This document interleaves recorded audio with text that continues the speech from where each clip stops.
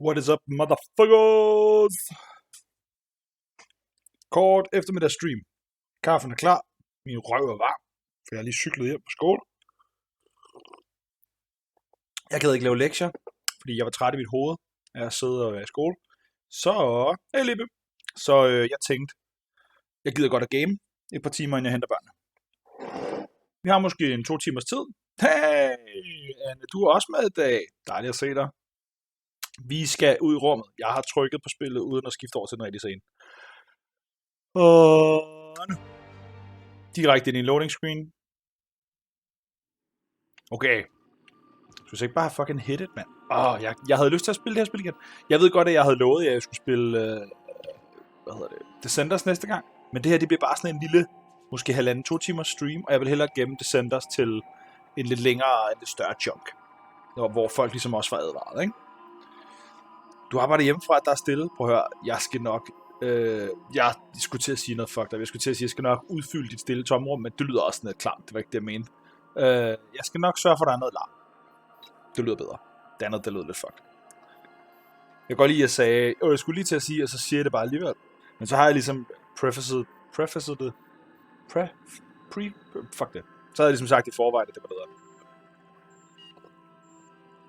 Nå, vi skal til at lande på Monarch. Hvorfor skal vi det? Skal vi lige hurtigt lige kigge i vores journal? Vi skal finde en information broker, der kan finde de der kemikalier, vi skal bruge til ham videnskabsdøden. Fordi så kan han bruge det til at vække alle andre, ligesom han vækkede mig. Så ham skal vi finde. Hvad er der ellers? Så er der hemmelige våben rundt omkring. Så er der find en eller anden kaptajn et andet sted. Det er egentlig ikke... Det virker som en lille sidemission, det der. Der står sidequest, idiot. Den tager vi ikke endnu. Så er der noget der. Lydia hasn't heard from her agent in Stellar Bay recently. Det er rigtigt. Det er hende... I advaret om, at jeg skulle til at være klar. Ja, lige præcis. Og så er der Vicar Max's sidemission. Okay, men det vil sige, det er faktisk kind of det. Så skal vi finde ud af, hvad vi gerne vil have med. Vi vil gerne have... Det her, det kommer til at handle om sådan noget underground smuggler-agtigt noget. Så Ellie er ligesom selvsagt, fordi hun ved noget om sådan noget. Så jeg kan godt lide at have hende med. Det kommer også til at handle om... Det er jo egentlig mest en information broker-agtig type. Måske Vic har en meget god at have med. Medmindre han ikke kan holde sin store lortekæft. Wow, inden vi gør det, så opdagede jeg lige, at jeg har totalt fyldt inventory jo. Jamen, så er jeg ked af det. Vi er nødt til at rydde op først. Er der vending machines på mit skib? Er der ikke det? Seriøst? Ej, det ville selvfølgelig også være mærkeligt, hvis jeg kunne sælge de her ting til mig selv, jo. Jeg er jo ikke idiot. Hvor der var, lad os lige hurtigt prøve at gøre noget af det her. Det har vi ikke gjort i lang tid. Det er respec-duden. Nej, det vil vi ikke. Det kunne faktisk godt være, at vi skulle gøre det på et tidspunkt. Det koster 500 bits at respec. Vi kunne respec'e til en, der ikke har lige så meget strength. Og ikke er lavet designet til at slå så fucking hårdt. Men i stedet er bedre til at skyde. For jeg har fundet ud af, at jeg gider ikke løbe frem og slå på ting. Det bliver jeg ret hurtigt træt af. Det kan være, at vi gør det på et tidspunkt. Så respec'er vi. Men, jeg har en workbench, ikke?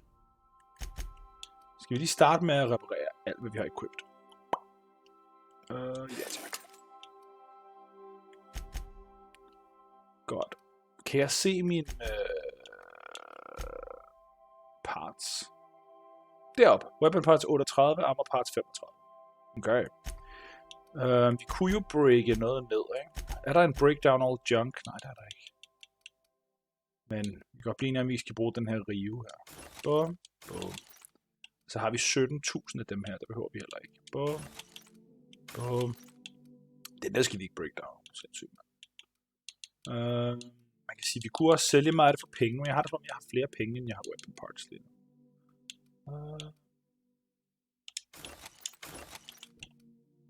Den der er topfed.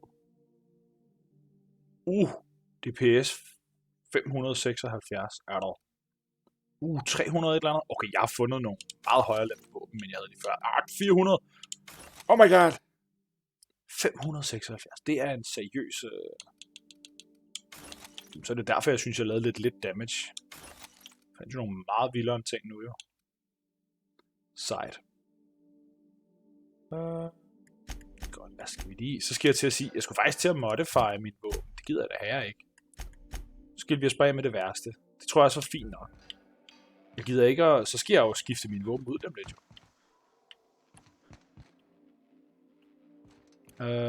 Ja, nu fik vi i hvert fald lige givet os selv noget inventory, ikke? Så, det vi kom fra var, vi skal i hvert fald have Ellie med. Fordi Ellie giver gode meninger til med. Men helvede vil vi ellers have med. Vi kunne godt tage Felix med, men jeg ved sgu ikke, hvor vigtig han er i det. Okay, det vi skal er snakke med en information broker i den her by. Jeg tror ham her er ikke så god til at få informationer. Jeg tror måske Vickeren er god til at skaffe informationer. Bidrage med det. Han er en klog fyr, virker det som om. Vi tager Vickeren med. Også selvom jeg synes, han er lidt nar. Jeg har på fornemmelsen, at ham og Ellie kommer til at have hinanden lidt. Men det er fint nok. Vi prøver nogle forskellige konstellationer, alt efter hvad missionen er. Er du gal? Jeg håber, I ser alt det her pop-ender. Er jo sindssygt en tekstur pop-ender der. Godt. Du er med. Du er med. Vi skal lige have dimset med noget inventory, kan jeg godt se. Fordi jeg kan godt se, den her pistol var ligesom det, der var min go-to, ikke? 205. Jeg har den der 180, 205. Ja, og så synes vi, den her gav for lidt nu. En assault rifle med 215. Og så var der en... Hvor var den der?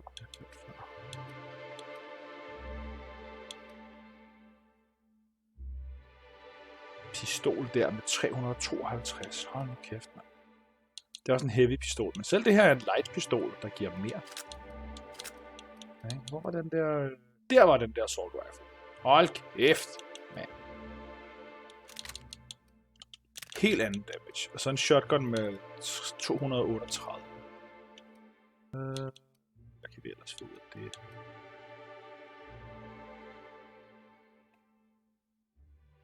En plasma launcher. Så har vi en heavy og en light. Sådan en energy. Sejt. Den kan vi godt lide. Den er ret fed. Og så et slagvåben på 175. Det er ikke fantastisk, men det er også mest til robotter og sådan noget. Så er vi ligesom sat. Hvad med rustninger? Har vi fået en del igen, kan jeg se. Og den der Science 3, Engineering 5. Jeg ser ikke mit eget fjes særligt tit alligevel. Hvad sker der for den der? Der var fed. Don't die rustning. Og lad os beholde den, vi har på, tror jeg. Nej, vi tager den der igen. Det er en fed sammensætning, det der. Det beholder den. Godt. Ellie, hvad har du efterhånden? Dit våben 180 damage. Kan vi godt buff dig op på noget vildere egentlig? Vi kunne give dig den her... Det er stadig en handgun.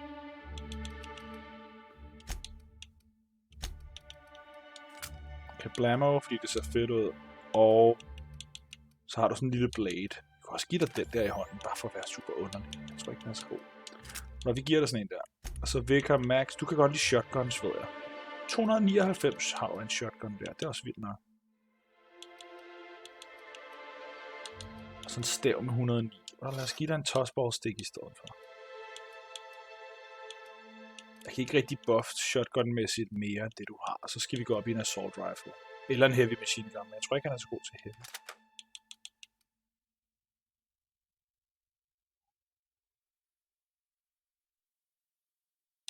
Men jeg forstår ikke... her, Vicker Max. Du har vel nogle skills, der viser, hvad du er badass til. Intimidate, hack, science, trick shot og... melee damage, range damage. Jeg forstår ikke rigtig nødvendigvis, hvad han er god og dårlig til. Ikke andet end det her, ikke? Selvfølgelig buff lidt her, ikke? Men...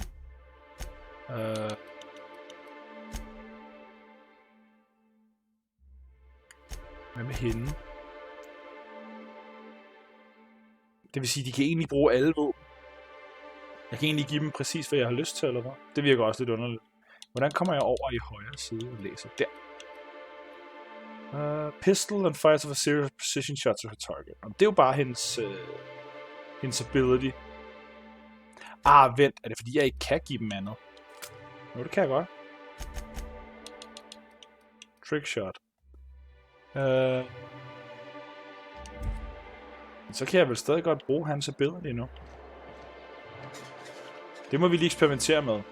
Fordi hvis deres abilities kun virker med henholdsvis pistol og shotgun, så er det jo selvfølgelig det, vi vender med at give dem, ikke? Lad os se en gang. 11 og tech skills. Så den der er dårlig.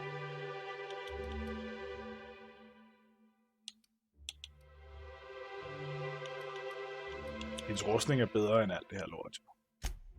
Hvad med Vikaren? Vi har givet ham noget andet rustning på. Det er egentlig bare fordi, vi blev træt af den anden. Leadership skills. 3 plus leadership.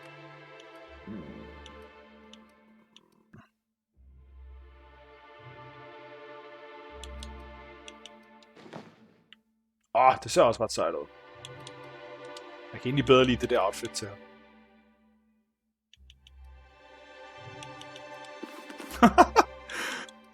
Kæft, noget shit. Egentlig går jeg mest efter at give dem noget på, jeg synes, der ser fedt ud. Eller passer sådan ind i deres stil. Nu prøver vi lige at give ham her den her heavy machine gun på. Der. Og så ser vi, når vi kommer i kamp, om han så stadig kan bruge sin ability eller hvad. Eller om han bare, du ved, trækker en shotgun ud af ingenting. Til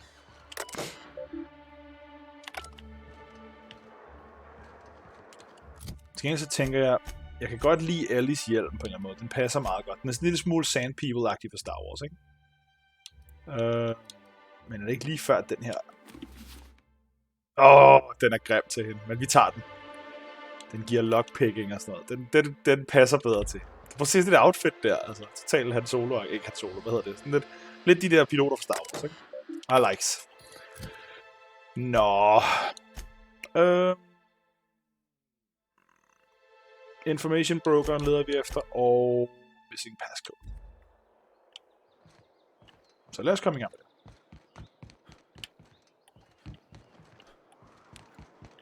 Stellar Bay. Det var ikke... Jeg troede bare, det var en trappe, det her. Det er en elevator.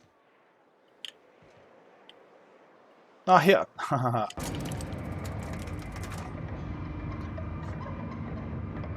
I'm not an idiot. You're an idiot. Hey, Hi. Hold on there. I gotta sign you in. Gør det bare. Don't think I've seen you around. That means you must be new to Stellar Bay. You are new here, right? Well, that is my ship on the landing pad right next to you. I knew it. See, I made what you'd call a logical deduction. Okay. You must have seen those UDL gunships on your way in. There's only 3 of them these days. Still, they tend to scare folk off.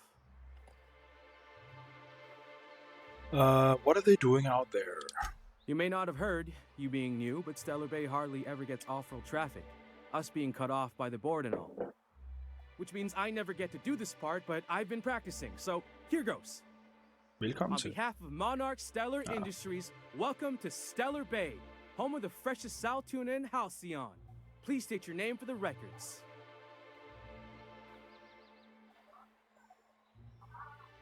Kaptajn Gib. Swell. There's one for the logs. I'm even gonna give you your own entry code. I'm not supposed to do that. It's against procedure, but Mr. Sanjar isn't so strict about the rules here. Besides, I got a lot of empty entries to fill.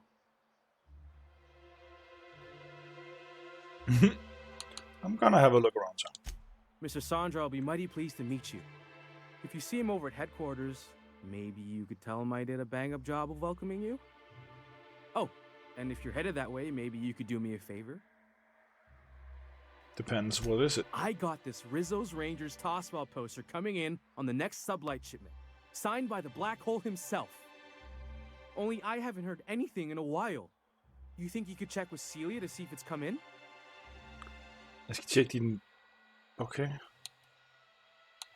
Sure. Ja, skal nok spørge. Thanks a bunch.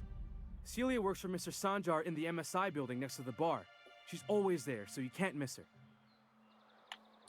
Jeg vil ikke spørge, om den var valuable. Det kunne jeg godt ligesom gætte, at den nok var. Lad os tulle rundt og kigge lidt her i byen. Hvad sker der herovre?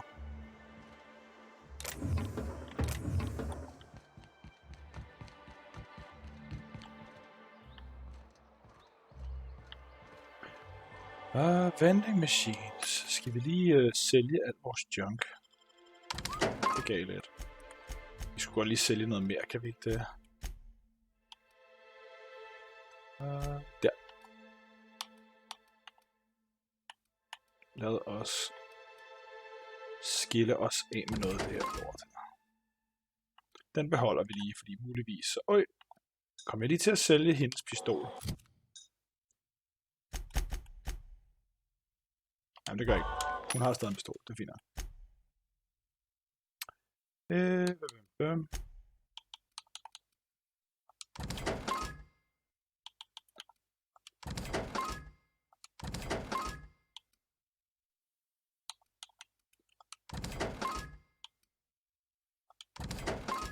Skiller virkelig en. Det kan også være, hun får den der i stedet for faktisk. Det skulle jeg nok have gjort egentlig.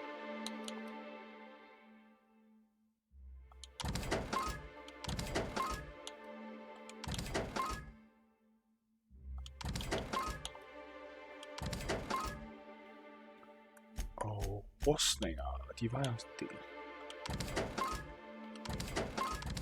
Jeg har det sådan lidt, jeg skal nok hele tiden finde noget nyt og fedt, så... Jeg vil hellere rydde op, og så rent faktisk have plads til noget nyt stof.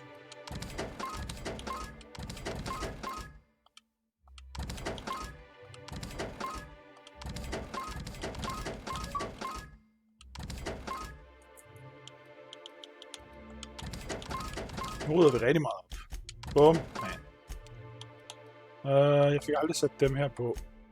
Kan vi skal gøre det næste gang, vi kommer til sådan noget. Okay. You want to talk to the boss? Den her er låst. Ja. Yeah. Du har sådan en sejt.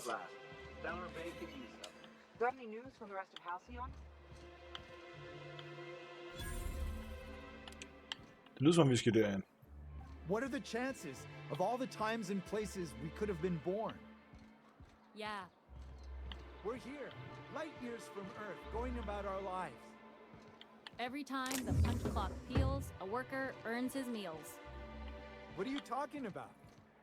Sorry, I thought you were quoting It's a Wonderful. Du er sgu da genkendelig, hva'? Er du sindssyg, mand? The little bastard's slippery, right? On account of its blood, so it's sliding all over the place, trying to crawl away. All over the place. Getting so I can't tell the blood from the mud. Stiv eller hvad? Lad os lytte til hende. Lad os høre, hvad hun siger først. But I gotta get in there, get right in that baby rap's stomach and dig it out. If so much as a drop of stomach acid got on that medallion, Shit, I don't know what I'd do. Might be I'd hunt every damn wrapped out there. Right. What are you staring? Wait. You ain't from around here. Who are you? Who are you? Name's Nyoka. I'm the best big game hunter on the planet. You're also the loudest big game hunter on the planet. And the drunkest. Shut the fuck. Fair point. I deserve it, though.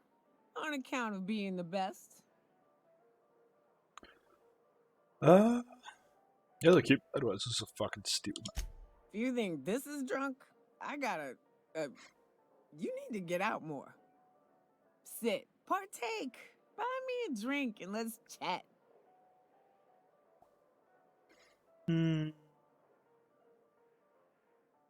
I'm told you can get me to an information broker.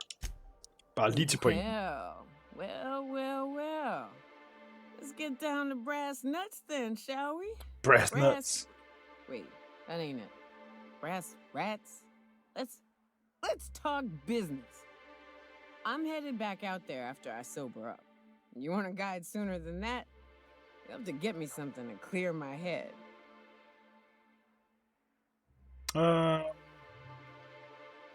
Sure, what do you need? Outstanding!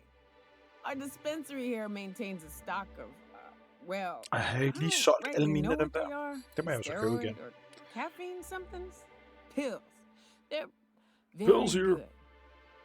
I'm cut off from them on account of needing one just about every damn day. But I'm sure you've got your wily ways. Fetch me one and we'll be all set. You mean caffeinoid? That stuff is just a stimulant. Well, they work. We got a deal or what? Sure. Yeah.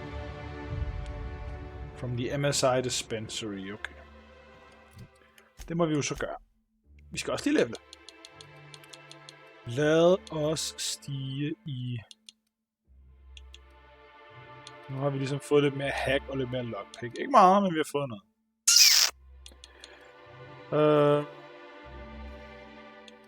Og vi gav også noget leadership lidt, ikke? Lad os lave noget mere damage.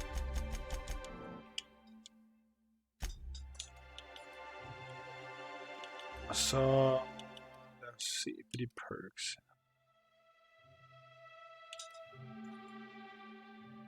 Ekstra carry capacity for companions. Det tager vi, for nu har det været et problem på nylig.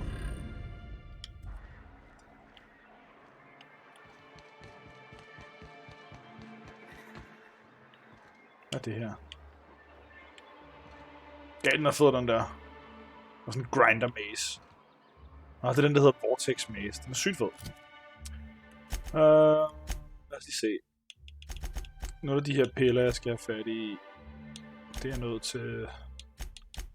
Jeg havde også den der. Hvor er den person? Herovre. Velma soon out of sorts too? She's always cranky. Så lad os gå efter den for nu. I mean, more Lille sideting her.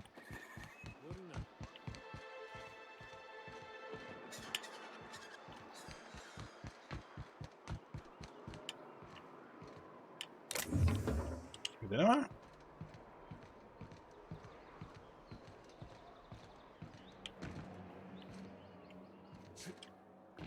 For reals?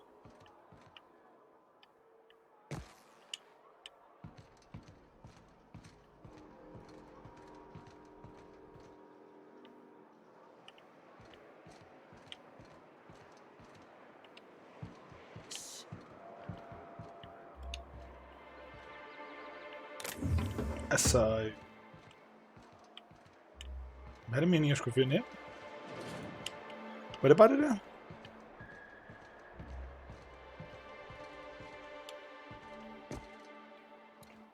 Vil du godt se ud som jeg skal... Er det fordi jeg skal ud af byen eller hvad? Næh.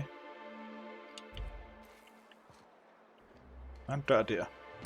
Au.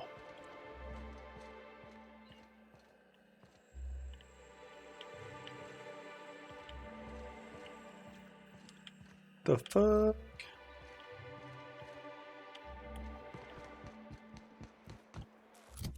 The fuck?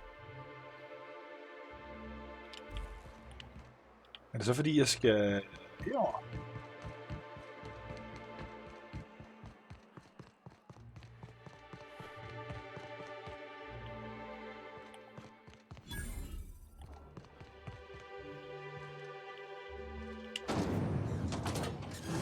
Wow.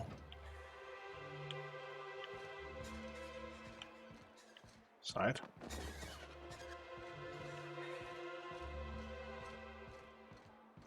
Oh, well.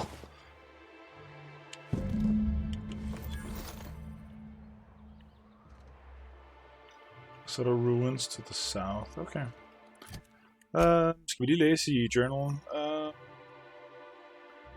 You located Lilia's agent or remains of him anyway. He had a note on his body with a passcode, Anti-Rebellion. Så skal vi mødes med Catherine i Fallbrook.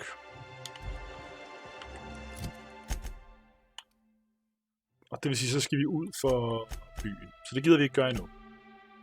Så fortsætter vi med Passion Pills questen. Skal vi lige snakke med dig, bare Look, fordi... you can tell Catherine the new shipment will be ready Oi. when it's ready, all right? She's welcome to come up here and pack boxes herself if she's in such a hurry.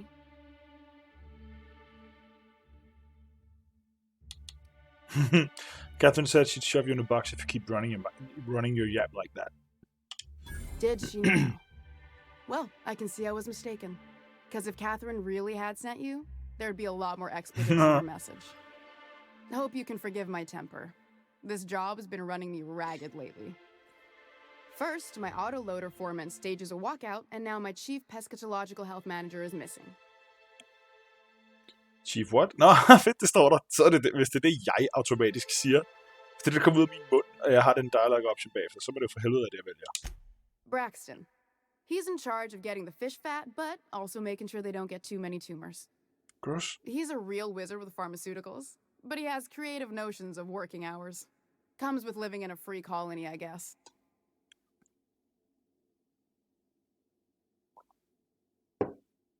If you say so. Since you don't seem to be constrained yourself, maybe you could check up on him.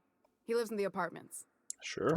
Tell him Velma said to get his lazy ass down here, or she might start noticing those extra jugs he's been taking from supply. Nu skal Something jeg else til on at your true mind? folk på hendes vejen.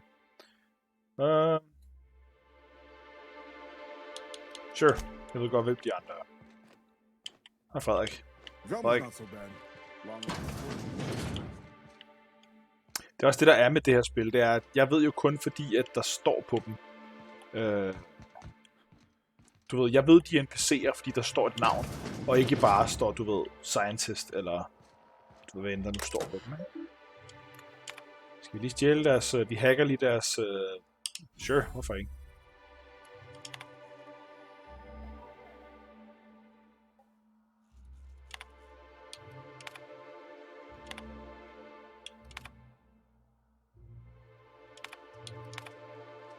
Ikke rigtig noget vigtigt.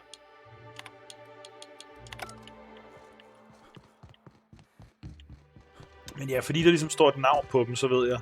Ja, det er nemlig sådan lidt meta, det er rigtigt nok. Du ved, der står worker, så ved jeg, at ham der har ikke noget vigtigt at sige. Men fordi hende der havde et navn, så tænker jeg, så prøver vi lige at snakke med hende, og så får man en quest, ikke?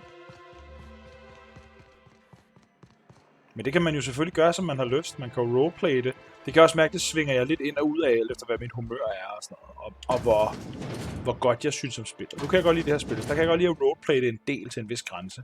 Lige indtil noget af det føles åndssvagt, så gider jeg ikke at roleplay det mere. Nej. Her, bakker. Hello, dearie. Why, I don't believe Vi I've skal seen bruge you nogle piller. before. And with sweet cheeks like those, I'd remember. Jeg håber, du mener dem i mit Quite the ansigt. bedside manner, lady. Well, it's so rare I get the pleasure of new company. What can Auntie Abigail do for you? Hun lyder lidt creepy. Yeah. I've been asked to pick up a caffeinated supplement. And what a helpful young man you are. Nothing like a little pill to liven up the spirits. Whiskey helps too. Please leave medical advice to the professionals. Please don't Now, recommend. dearie, who's this pickup for? Det er Team Yoga. Vi siger det. Vi sladrer. Oh, her. It's none of my business, but I have told her Dr. Williams would bump up her monthly allotment if only she'd join MSI.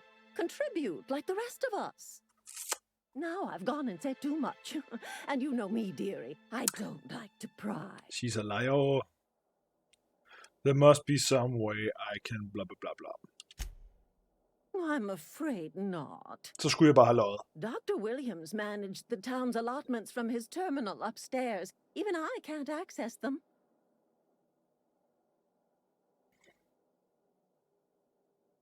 I thought you were in charge here. You ought to be.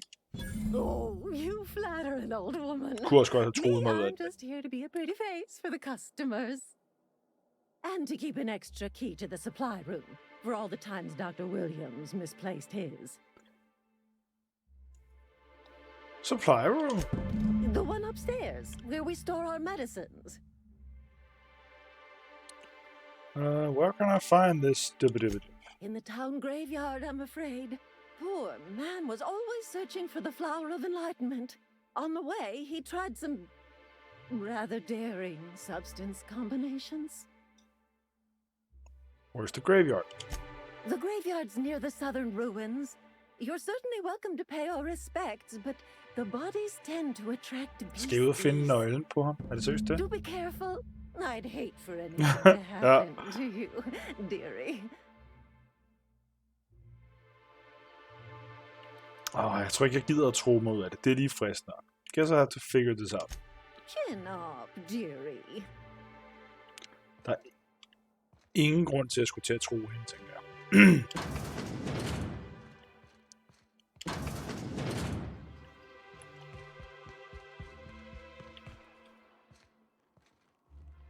Vi kan ikke hacke, fordi det er for dårligt til. Eller lockpick, undskyld. Men meget stort, jeg skulle bruge. Den er sænket på grund af hendes armor. Så hvis vi nu, hvis vi nu skifter hendes... Nej, jeg har ikke flere armors.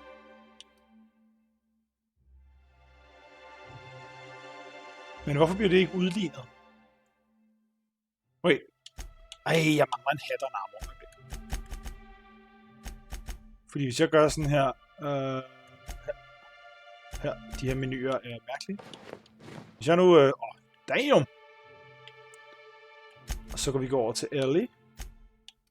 Og vi giver hende, nej, den giver også minus til stealth. Vent. Så skal vi bare gøre sådan der. Har jeg så 25 nu? Nej. Hvorfor har jeg ikke det? Det er fordi, at nu har jeg kun gjort halvdelen af det, jeg skulle. Jeg skal også tilbage til mig og til den her på. Sådan. Det er et outfit, der vil noget ud over det, skal jeg helt så sige. Nu burde jeg have 25 i hack. Giv om nogen, der påtaler at rende rundt i underbukser. Yes!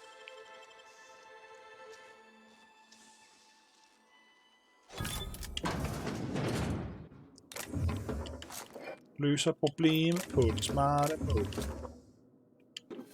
Løser problemet på den smarte måde. Bum. Sådan. Ses.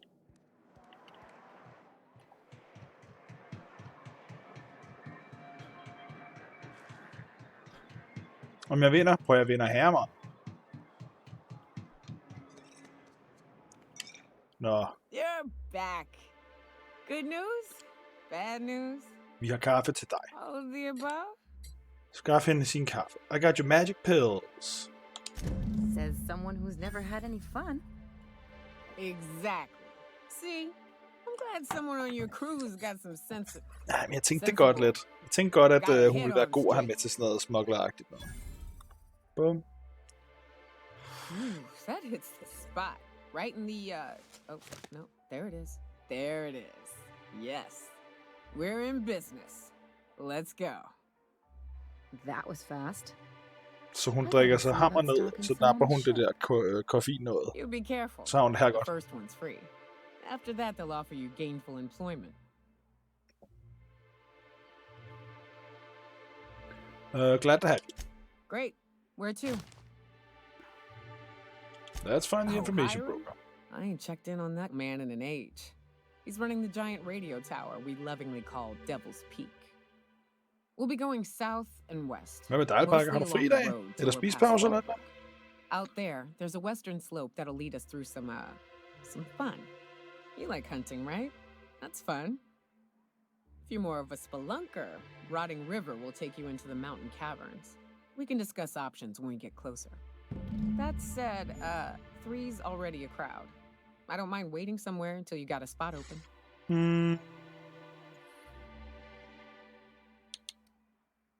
Vicar Max, wait on the ship. We need Nayoka's help for now. Mighty big gun you got there. I'm looking forward to seeing you use it. That's a pretty big gun for a hunter. I don't know what the game's Recruited like on all of the Terra 2, companions. but Det vil out sige, here, hende der skal have the med. daintier weapons Ah, ain't gonna jo. cut it. Fordi de Manitors to, jeg require ikke sige, de to stopping. minder om hinanden. Det gør de ikke, men sådan, Yeah, de but udfylder lidt what's left samme after you're done rolle with i them? mit hoved. Så jeg håber, at den sidste var lidt mere varieret. Det kan også godt være, at de viser sig værd. Jeg har snakket med hende der i fucking 5 minutter, ikke? Irma har fødselsdag, så I har pænt travlt. Ah, okay. Men hvad fanden kan du så? Du har... Okay, giant guns og en fucking grande hammer. Okay. Meget damage. 747 damage! Er du sindssygt, mand? Cool. Jamen, vi skal ud og plukke på ting, så. I wonder sometimes what they're doing on other colonies. Så lad os gøre det, hun bad om. Please, I need your help. I can pay. Hvad laver du? Oh, thank you for stopping. Everyone acts like nothing's wrong. Så du arbejder alle dage den her uge på den her tirsdag. Hele weekenden også. Puha. Please, you have to help me get my little Tucker back. He ran away and is going to get himself killed. Oh, I just know a raptidon is melting him with acid. So you're the mother of Tucker? Mother It's Tucker? more dissolving than melting. That is not helpful. Bestemt ikke. Calm down, take a deep breath, then tell me what happened. Don't you tell me to calm down. I promised my boy I'd protect him for always. But how can I keep him safe if he's run away? He ran out into the wilderness a few days ago. I warned him about the raptidons, mantisaurs, and marauders, the toxic sulfur pools and poisonous plants, but he didn't listen. Please, won't you go and find my boy? Sure. Både lørdag og søndag med. Til gengæld arbejder du kun 3 dage. Næste uge efter får du 2 uger skole. Okay, så du skal bare lige overleve den her. Why would Tucker run away? He's been pining for an adventure. Says he's tired of living cooped up behind the walls. But he doesn't understand how dangerous it is out there. I warned him. A raptidon would snap him up first chance it got. I just know one's ripped his arm off and is gnawing on his sweet little fingers. Hvis du ved det, He should have listened to his mom. hvorfor skal jeg så gå ud og finde ham? I promised I'd keep him safe here with me. Det er også tavligt. Vi finder ham. Where would he have gone? He's been listening to those awful broadcasts that the iconoclasts put out. I begged Sanjar to put a stop to them, but did he? No! And now I just know my boy's run off to Amber Heights. That is, if a manta queen hasn't spooled out and eaten his entrails for breakfast already. Du sidder derinde med chefen. Det er If the fandme i queen orden, got to pakker. him, he died quick. God arbejdsløst. Ought to be thankful for that. Most aren't so lucky. Streamer måske i aften, hvis I er heldige. Oh, where's my fainting chair? I can't take this. Og hvis jeg streamer i aften, så er det at sende os tid. I'll help you find your son. Thank you. Oh, I know he'll be safe now that someone's able to fetch him home. You look for him in Amber Heights, you hear? It's down the road southwest of town. I'm sure he made it that far. I just know it. And if you find any of them iconoclasts indoctrinating my boy, you punch them in the mouths. Tell them what I think of them luring little boys away from their mamas. It's immoral. Altså, hvor gammel er den her dreng? Det skulle ikke undre mig, at det viser sig, at han er 20 eller sådan noget. Det ville være ret typisk, ikke? Hun snakker om, at han er en lille baby, og så viser det sig, at han er en voksen mand, der har taget en fornuftig beslutning. Diet Toothpaste, der var den. Nå, det er Spacer's Choice, Diet Let's Toothpaste. talk.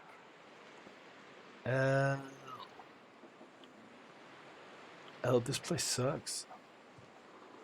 Hey, got a favor to ask you. Mm-hmm. Figure while we're out here in the wilderness anyhow, we might stop in on an old friend of mine. Sure. Preferably before we get to Hiram's. It's on the way, don't worry. Det kan vi da godt. You don't seem the type to run off and get yourself killed, and I could use the help.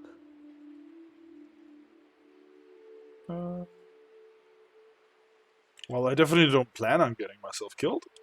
Well, we'll see about that. I'll be upfront with you. I hate asking for help. I hate it. Every time I give someone the opportunity to disappoint me, they seem to make it their most immediate goal. But this, what I'm Så kan det være, du skal thinking, til at kigge ind af, men... it's dangerous.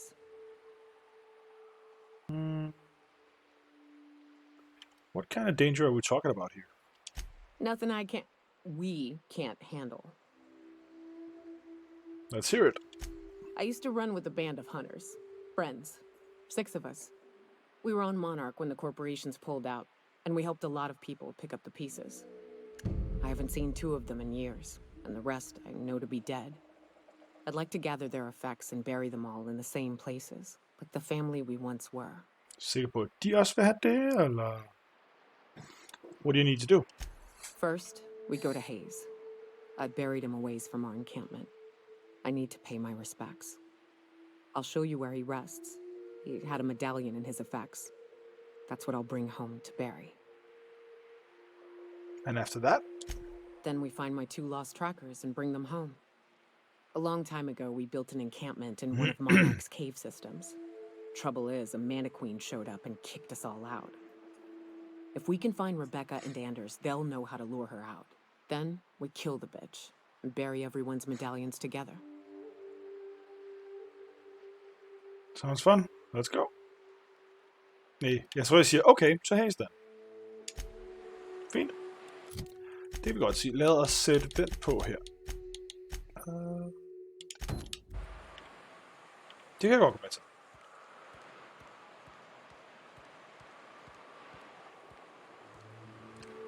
Ja. Jeg ved ikke helt. Jeg er ikke kæmpe fan af hende endnu. You'll get used to it. Give it 10 or 15 years. Right.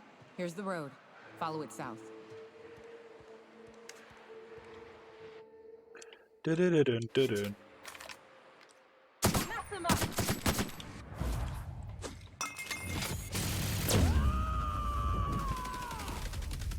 Sejt.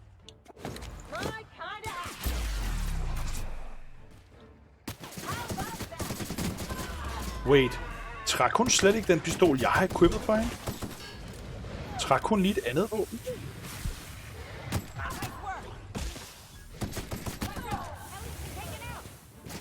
Wow. Sådan. Bare lige sylten. Jeg har fornemmelsen, at spillet er ret ligeglad med, hvad for nogle våben jeg equipper på dem, når jeg bruger deres special ability. Hvilket jeg vil synes var sløjt lavet.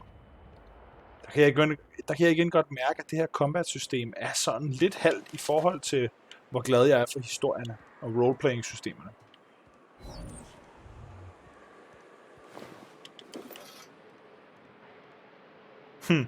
Jeg kunne også godt finde på at equippe og respecke, ikke?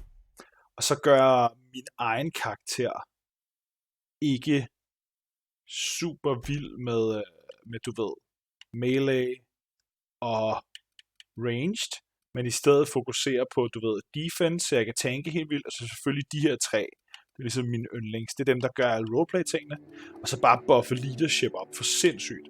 Sådan så, at mine companions laver meget mere damage og får meget mere health. Sådan så jeg bare kan sende dem frem. Bare, du ved, nu er I det er jer, der laver kampen. Jeg gider ikke slås med noget, det må I ordne. Det kunne nemlig også være griner. Og bare være sådan en, jeg er kaptajnen. Jeg står om bagved og skyder lidt og sådan noget, men det er ikke mig, der laver. Det er ikke mig, der er, du ved, kampduden. Det er jer, der skal lave alt arbejde. Kunne jeg godt finde på.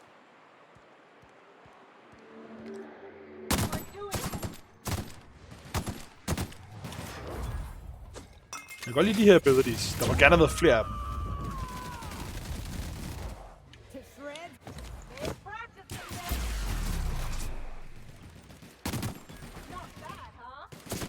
Nu må jeg stå her om bagved med en assault rifle eller noget. Det kunne godt være. Det gør, at vi skulle respec over og lave en lidt mere... Hvad hedder sådan noget? Back row. Rigtige ledere går for, som et eksempel for folk. Jeg er ikke en rigtig leder. Jeg er kaptajn. Og det har jeg også gjort nu. Nu har jeg fået alle dem her. Så tror jeg, at så får min karakter opdager, at han vil være meget bedre, hvis han står om bagved. Nu har han ligesom let et eksempel i lang tid.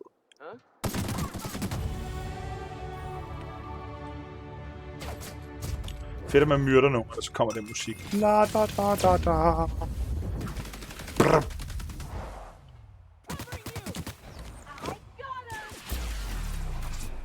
Nå ja, jeg har ikke nogen rustning på, kan I så tænke på. Jeg retter stadig rundt i mit fucking undertøj, mand. Hold nu kæft. Og så ærligt, du får altså lige den her tilbage igen. Jeg skulle bare lige lukke den. Jeg må ikke skifte på hende, fordi hun er i combat. Okay.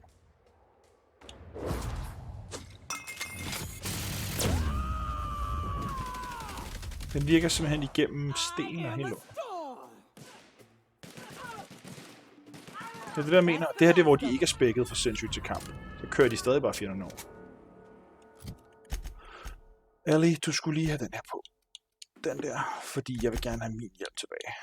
Sådan der.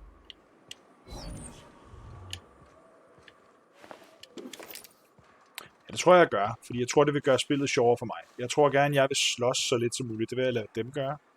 I'm a lover, not a fighter. Så kan jeg lave alt snakken og alle aftalerne, så kan de gøre alt skydearbejdet.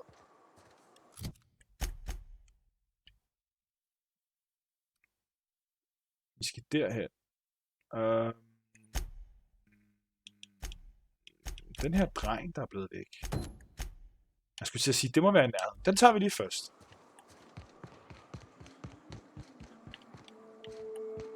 Så følger vi vejen.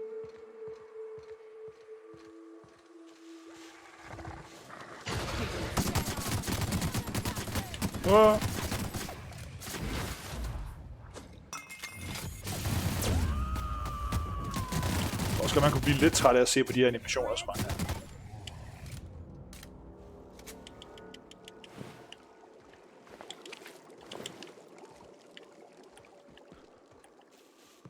Watch your feet. The sulfur pools don't just stink. Here we go. Just like that.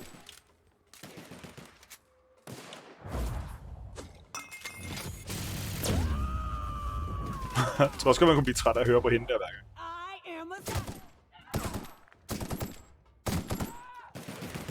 Slask, mand.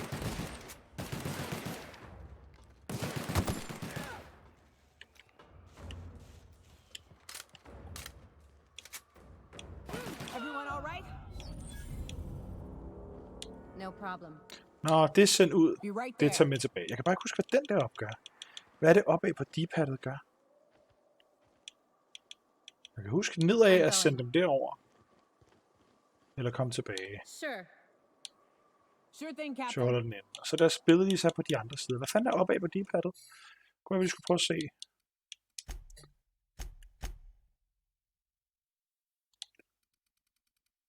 Button layout. Companion attack. Okay, så jeg kan sige, du skal angribe ham der, og du skal angribe ham der. Okay, fint.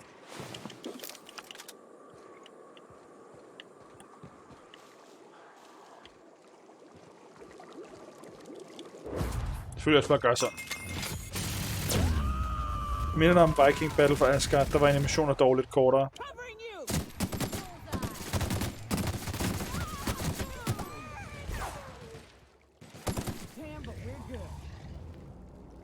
Ja, fordi de her animationer kan godt blive lidt lange, når man skal lave dem så tit, ikke? Også fordi jeg har spækket til at lave så tit. Fordi at de laver så meget damage. Og jeg kan jeg har fået ting, der gør, at de resetter enormt tit.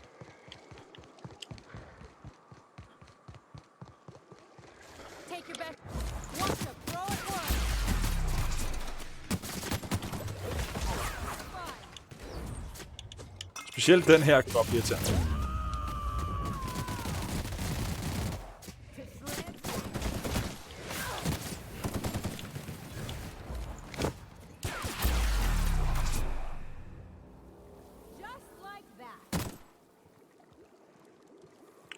Det må også skrave noget XP. Lad være med at gå ud i det, din klovn, mand. Kom herop.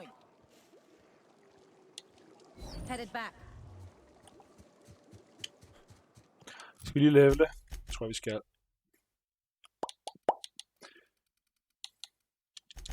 Så tager vi noget mere af det her stealth. Fordi der er alligevel nogle rimelig vigtige, du ved, både hack og lockpick er koblet op på den, ikke?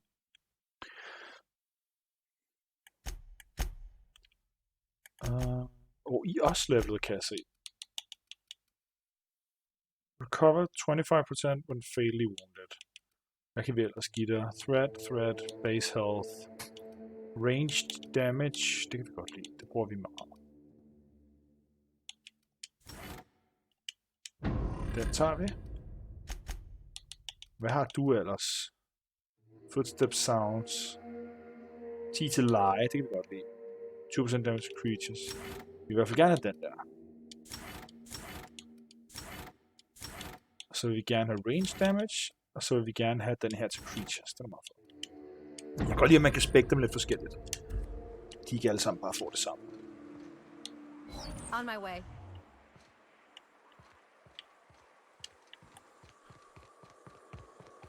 Hvad er det her? Det er bare sådan nogle ruiner af en art.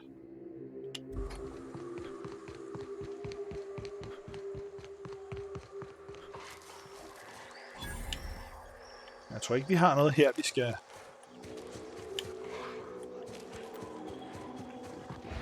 Ups.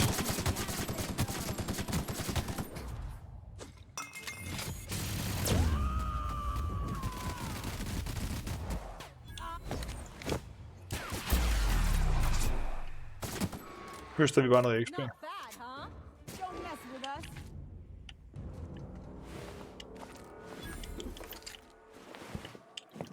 Iconoclast, det er de der. De her rebels, eller hvad man skal kalde det.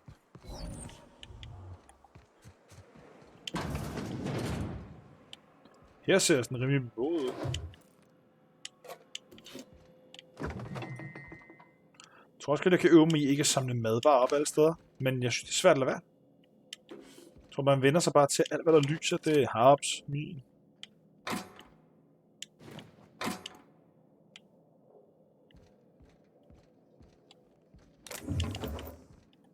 Fordi det er hurtigt. T-posede du lige, eller strakte du bare? Hvor der et bord her. Fik jeg tjekket det? Ja, præcis. Og høre det fucking 100 gange.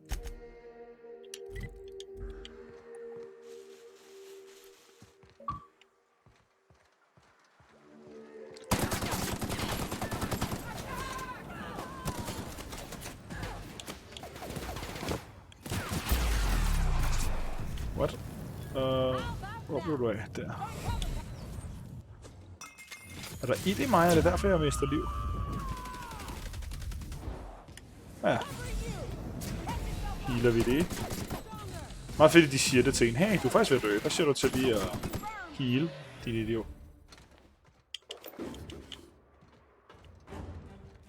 Fået man med grindet sådan noget XP her, hva'?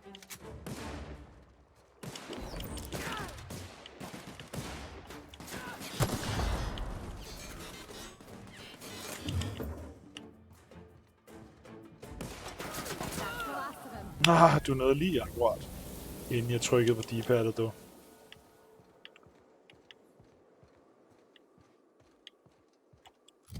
Stor en omvej går den, sådan rimelig. Man kunne nok godt skære lige igennem, men der er en del loot og en del XP at høste ved lige at gå ind og myrde alting. Det er også sådan en mærkelig ting i mange rollespil. Det er det her med, jeg får mest XP, hvis jeg myrder alt. Det giver mening for nogle spil. Men ikke for sådan, du ved, det er heller ikke en sund ting i sådan noget, som hvis man spiller D&D. Det er ikke en særlig sund ting at sige, jeg giver jer XP for alt det, I dræber. Det er jo ikke det, der er mening. I hvert fald ikke i mine øjne. Så er det jo, så beder man jo bare folk om at blive murder hobos, ikke? Det er jo meget federe, hvis man får XP for at blive, hvis man progresser sin karakter for at tage vigtige valg, eller sådan for at overstå et kapitel eller et eller andet. Jeg pønser også på at min kampagne at skifte over til, hvad hedder det, milestone XP på en eller anden måde, eller sådan, eller ja, sådan noget, du ved. Når du færdiggør en quest, så får du XP. Du skal ikke have XP, hver gang du har myrdet noget, fordi så tænker man, lad os lige myrde noget. Det synes jeg ikke er, det er ikke en særlig sund måde at gøre det på. Skal vi prøve at løbe op her? Det skal vi. Det ligner, der ligger en hytte heroppe. Form for svampetræ. Det er sådan, der er lidt Elden Ring over det her område, faktisk. Det minder lidt om det der røde område, som jeg virkelig ikke kunne lide. Hej.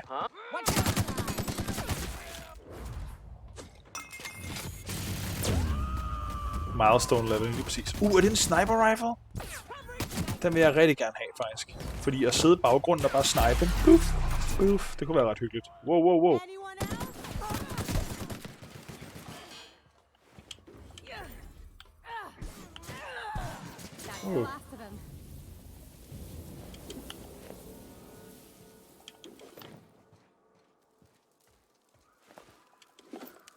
Det der er assault rifle. 198 damage per sekund. Så det er egentlig en...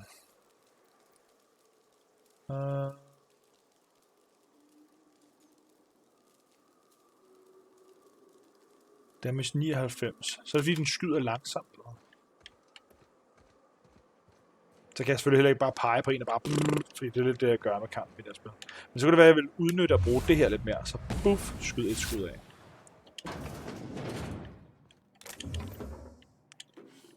Forestiller mig i hvert fald, at jeg vil nyde noget sniping lidt mere.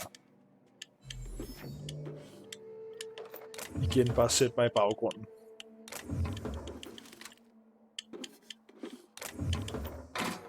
Man kan jo sikkert også opgradere den en del. Hold da op, jeg har sgu da fundet The Motherload her. Sindssygt.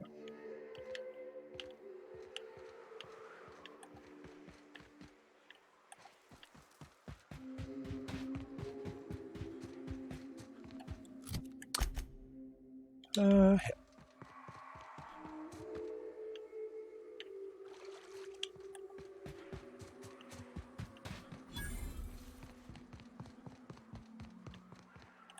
Skal der med den lejr her?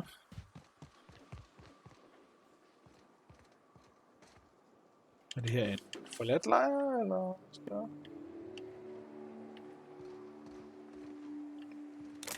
Nogen er gået og bare efterladt stearinlys tændt. That seems unsafe.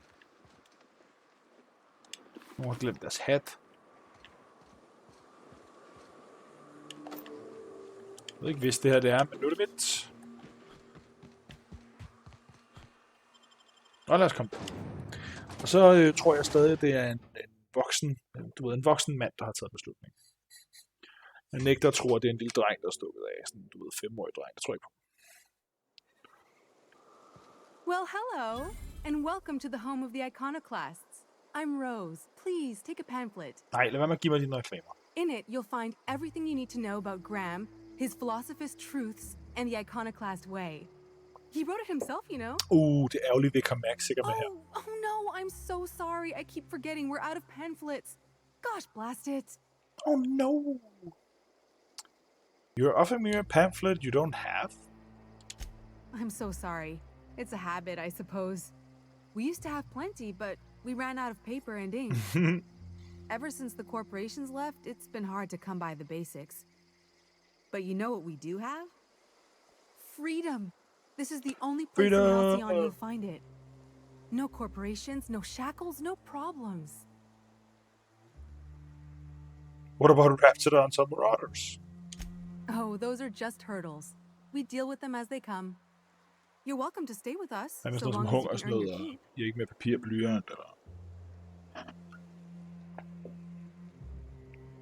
I'm just looking for work. You got a boss or something? Oh, sure. Graham's our founder. He taught us how to cut our own path in the wilderness. And I guess some folk have started following Zora's orders. You can think of those two as our leaders, but they're more like examples. We all ought to be more like them. I'm looking for a Tucker. Have you seen him? The new boy! Yes, he's quite clever. He took to our teachings very quickly. Last I saw him, he was headed into one of the buildings up the hill. Okay. Cool. The iconoclasts are loyal folk. Treat them right, they'll do the same. Turn on them, they'll open fire without a second thought. Fed hat. Det her outfit ligner her meget noget, jeg så i Tales from the Borderlands. Det har jeg spillet for nylig. Hvilket er meget pudsigt, fordi der er lige blevet officielt offentliggjort, at der er en toer på vej. Det første er alligevel ret gammelt.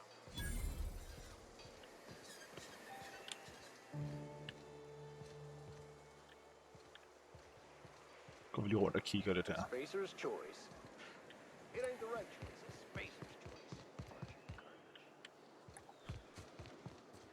Bradford. Hvad vil du sige? Ain't seen you before. You from one of the outer steads or what? Du ser sådan en creepy ud med den maske på. Let's say I'm new to Monarch and leave it there. Eh? One of them inners from T2? Welcome to the little piece of hell we reign over. I'll give you 2 bits worth of free advice. 1, don't let the dust get in nothing private. It's like 10% spores by volume. You'll be yanking out Borderlands fungus via New by the Vegas. handful. 2, you can't actually keep the dust Kinda, out. sorta, almost. Always carry antifungals. Sprays work okay, creams are better. You got nothing else? Vodka. Who's in charge here? In charge? Huh. We're iconoclasts. Every soul a sovereign power. We do for each other on account of it needing to be done, not because some fancy-pants manager said to.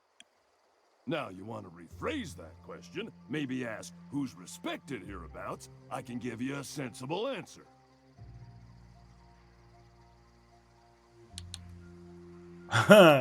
Oh. It's a simple question, just answer it.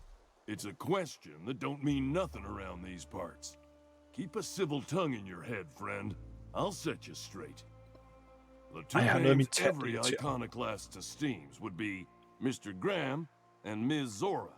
And they ain't leaders, and don't you insult them by calling them such. They're more like everyone's grandparents. They've been around, they know shit. You got a problem? Best bet's to ask them. Defeat. See you around. Hvor meget skal vi vide med, at de prøver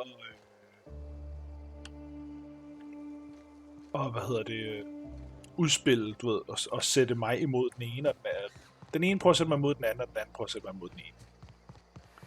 Trash cube. Yeah, look at him. He just keeps making weird, Carl. I don't think he can hear you. He's in the zone. Hvad? The trash cube zone. You gotta admit, they're convenient. Fit together real. Trash cube har lavet firkantet skrald. Trash. I don't care what shape it's in. I guess. Så skal du godt, han har en form for hobby med. Tucker. Looks like I'm not the only new face. Ja, han er ikke engang bare sådan 20-årig. Han er en rigtig voksen mand, ham der. It's Captain Kim. Det lyder også mærkeligt. Welcome to Amber Heights, Captain. Call me Tucker. You here to join the iconoclasts? Help us free this world?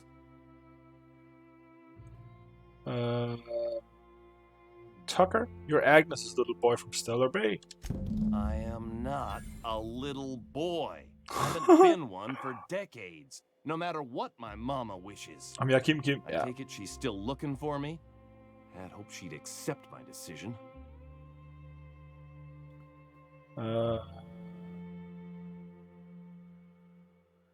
She made it seem like you were in danger, asked me to rescue you. According to her, stepping foot outside of the house in broad daylight is too dangerous. My entire life, she crammed a fear of danger down my throat. Don't go play with friends. Mantisaurs will tear your arms off. Don't leave the city. Raptidons will spit acid on your face. Marauders can violate you. You'd fall in a sulfur pool. I stuck around way too long, ruled by her fear. Han er 42. Oh my god. I'm 42 years old, but she still sees me as a little boy in need of her protection. I won't stand for it, I tell you.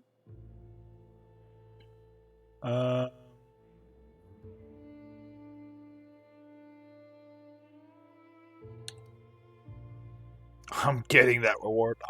So what are you going to do about it? She'll keep sending people to look for you.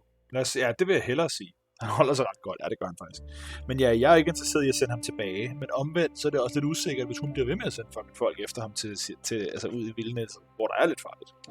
Stars, I don't know. My mama's a stubborn woman. She won't quit until I'm dead. You know, ja, disse post-apokalyptiske omstændigheder taget betragtning. Ja, you go back and tell her you found my body beside the road, all mangled and tore up. If she believes me dead, she won't look for me no more. Det er også lidt fucked up.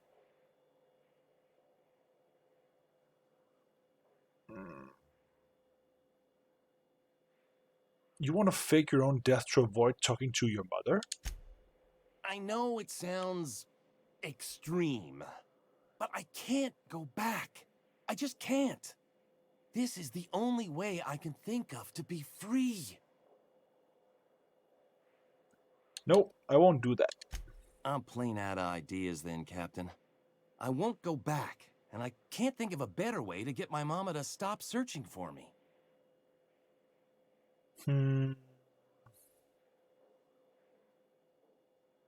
Hvis jeg havde haft Persuade nok, ikke? Så har man taget den der Running Ways for Cowards.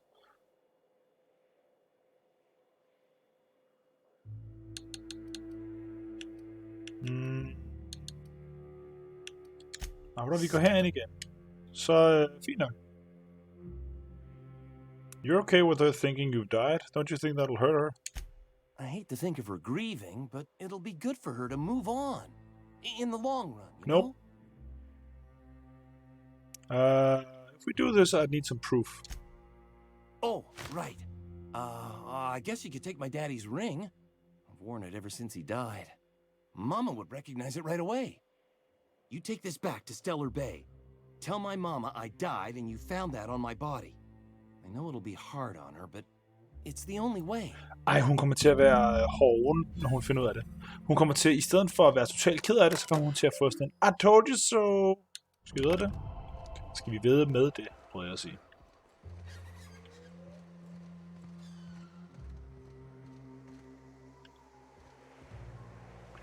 Men det var jo egentlig det, vi kom her efter, ikke? Vi havde ikke rigtig så meget andet her, vi skulle.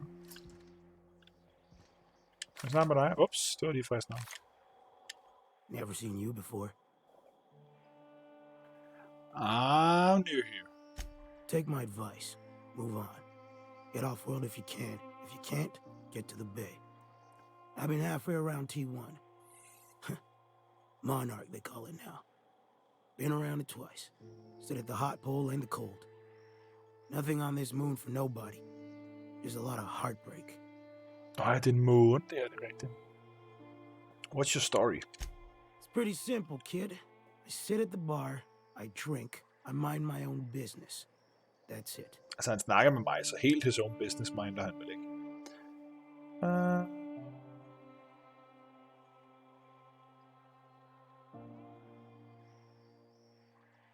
You said you've been around the whole moon. You must know a few things no one else does. The only thing I got to teach is get the fuck off T1. Or whatever they're calling it this week. Anybody with half a brain could tell you that. Look, you want to buy the drinks? I'll do my bit to keep you entertained. Just don't ask me to dance.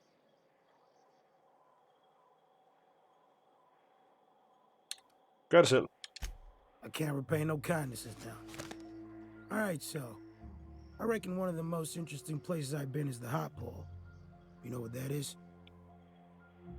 I can make a guess. The hottest place on Monarch is probably closest to Olympus. Exactly. This moon ain't big enough to rotate. It's locked. One Ah, side always facing Olympus. sure. The other always facing away. Olympus might not be a star, but it throws off assloads of heat. Monarch's hot pole is the part that's closest to the gas giant. Det er In the sjovt. middle of this big mountain plateau. Volcanoes so high the peaks are in space.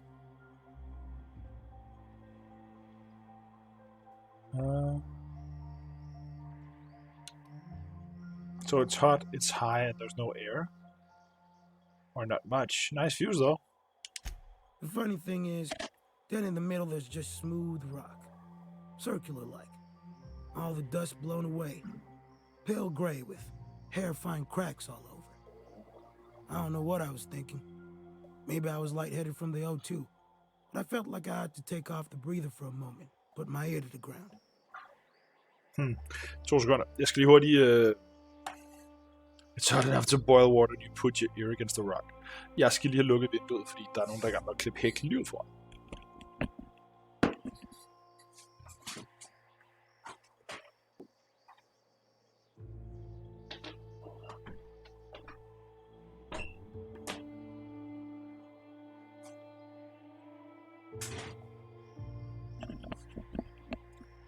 Like so.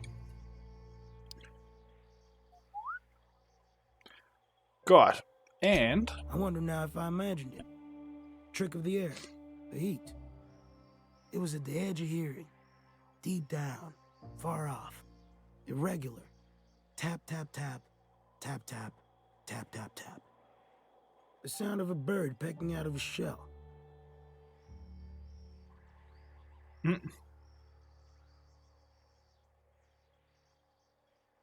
You made that whole thing up. You go on and tell yourself that.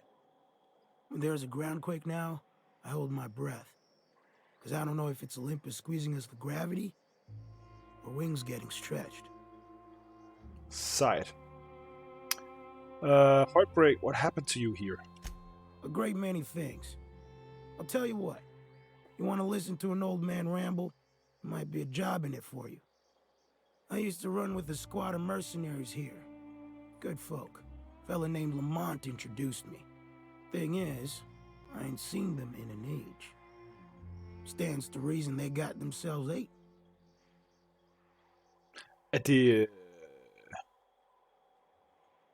Er det hende, vi har med? Crew, eller hvad? What did they do? Mostly we protected folk from the beasts here. If it spat, scratched, or stung, we'd kill it for you. So long as you had the bits. We split ways around the time this twice-fucked moon got abandoned. Thing is, I got myself some fond memories.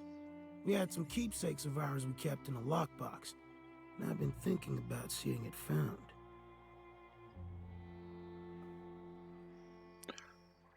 Can't you find them yourself? Getting on in years, kid. Legs ain't working like they used to. Sulfur burns a little too long in the lungs. This joint's looking like my last home. You want mementos? What, photographs or? Thereabouts. What if they're still alive? I'll be glad for it, but I ain't stupid. This planet tends to get people killed. I just want some closure. Alright. One lockbox coming up. Appreciate it, kid. I'm marking outposts on your map. You spend a lot of time out there. Might be a good place to start. Here's a key for the door. Altså, det er lidt, lugter lidt af den historie, hun også fortæller, ikke? Kunne de ikke have sat de her to historier på hver deres planet, eller? Der kan selvfølgelig være en grund til, at de har valgt at holde det her, ikke? Men jeg synes, det virker lidt underligt. Er det Ludo, det der? Ja, kind of.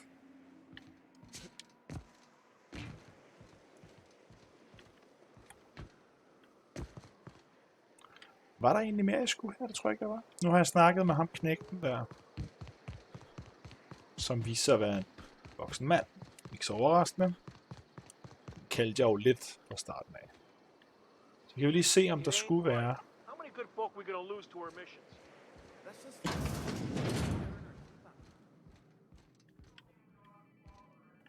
Nå nej, der var også en eller anden, jeg havde aftalt at snakke med. Ikke?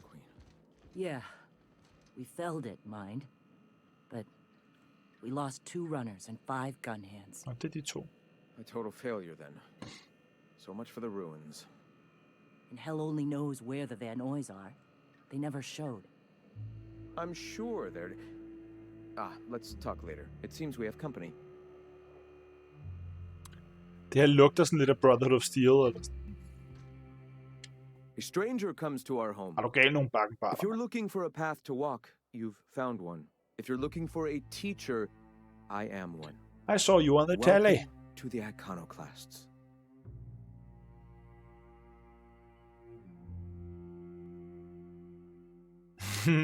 I'm told you're out of pamphlets. That's a shame. Ah, yes. The first step to accepting the truths of philosophism is to open your heart to its wisdom. I've found the written word to be quite effective in helping people do that. But alas, the eternal truth hasn't been generous with the paper and ink. Now, why have you come?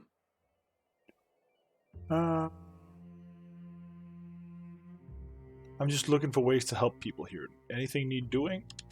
A great many things, in fact. We could always use a hand rounding up supplies. Or... Now here's an idea. There's an old printing press. Skal jeg hjælpe dem med at lave pamphlets? The fuck?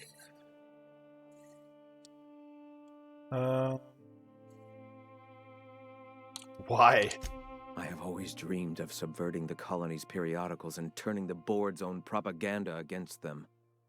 If I could get my message directly in the hands of Byzantium citizens, I'm sure they'd recognize the truth. Will you aid us in our cause? Sure. Wonderful. I requisitioned replacement rollers for it some time ago. Huxley should have delivered them yesterday. Speaking of which, where is Huxley? You bought rollers? You haven't even cleared the wraps out yet. What are you doing wasting bits on...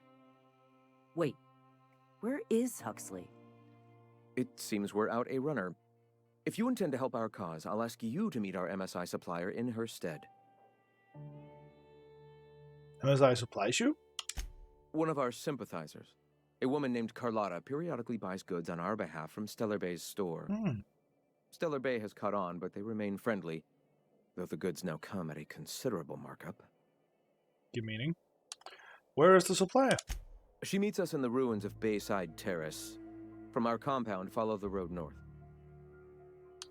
Alright, I'll be back. Wonderful. While you're at it, I wonder if Carlotta still has those high-capacity cartridges? Grab a few, will you? There should be some funds left over from the last shipment. We can use them to copy and modify radio serials. Yes, not just magazines, but their precious dramas. Unbelievable. I hope I don't have to tell you this, but if there is extra money, would you mind buying, I don't know, food and medicine? Graham, if you need me, I'll be in triage. Alright.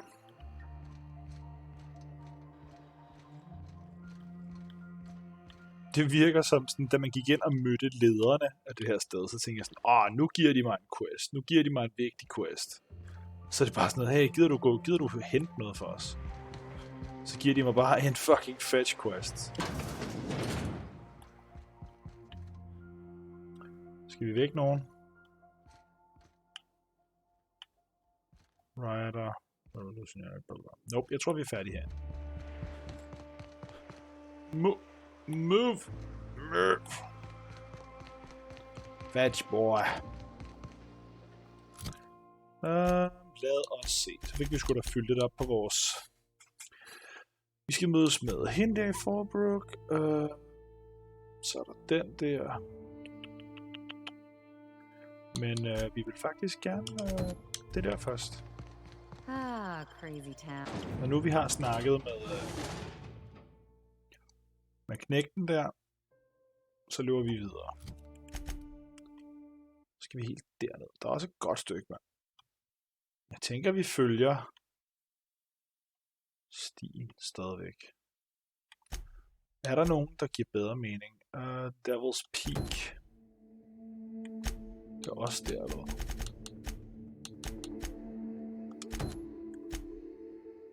Det er helt derovre. Men hun spurgte, om vi gad at gøre det først, inden vi gjorde alt det andet.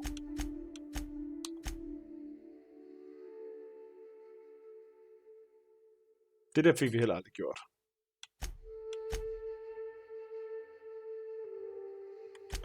Først hvad vi lige skal vi lige tage tilbage. Bayside Terrace Ruins. Det er faktisk, der har vi faktisk en opgave. Lad os lige gå tilbage dertil. Lad os lige rydde nogle af de her quests. Så kan det også være, det bliver lidt mere overskueligt.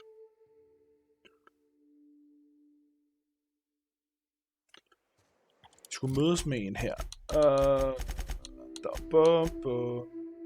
Her. Var det ikke her? Det var det.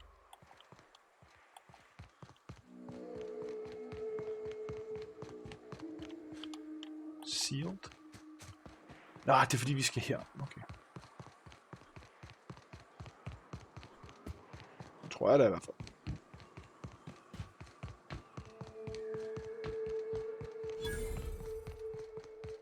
Excuse me, but this area is off limits. We got a leaky generator. It ain't safe.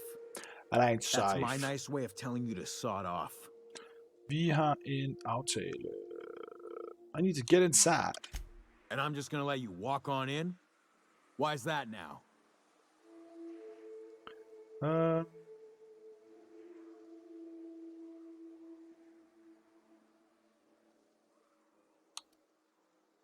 What?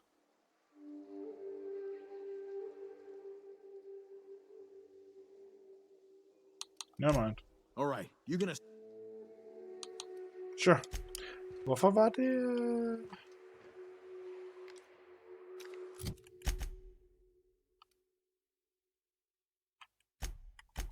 Jeg var ikke klar, der ville være låst af der.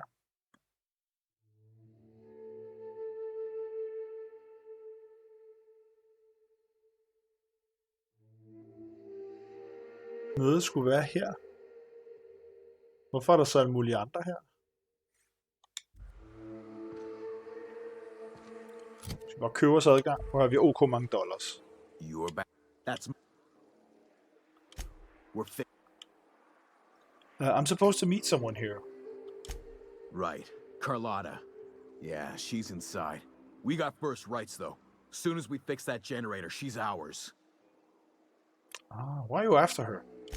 You'd have to ask the boss. I just know she wants Carlotta voided. Okay, det er ligesom alt det her, man. I need to get inside. And I'm just gonna let you walk on in? Why's that now?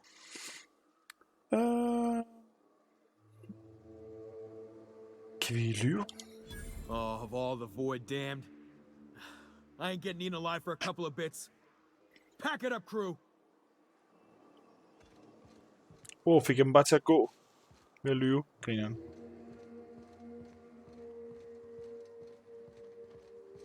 Wait, var Carlotta ikke også en, jeg skulle møde af flere årsager? Var det ikke også hende, jeg skulle møde for...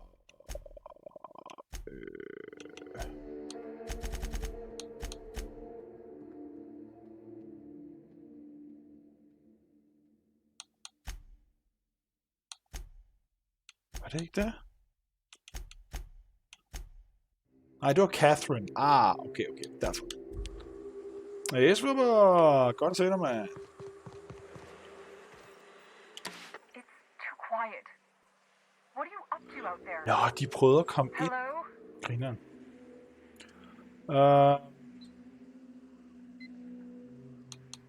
Relax, the sublight squad is gone. Relax. I've been cooped up in here for almost 2 days.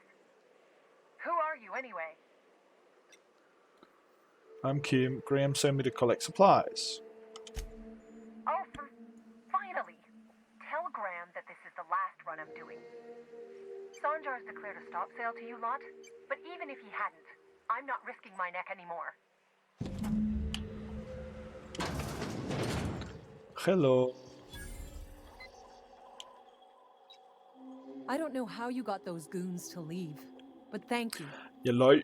Graham ordered rollers and whatsits, right? For a printing press? Here, take them. Like I said, this is my last run.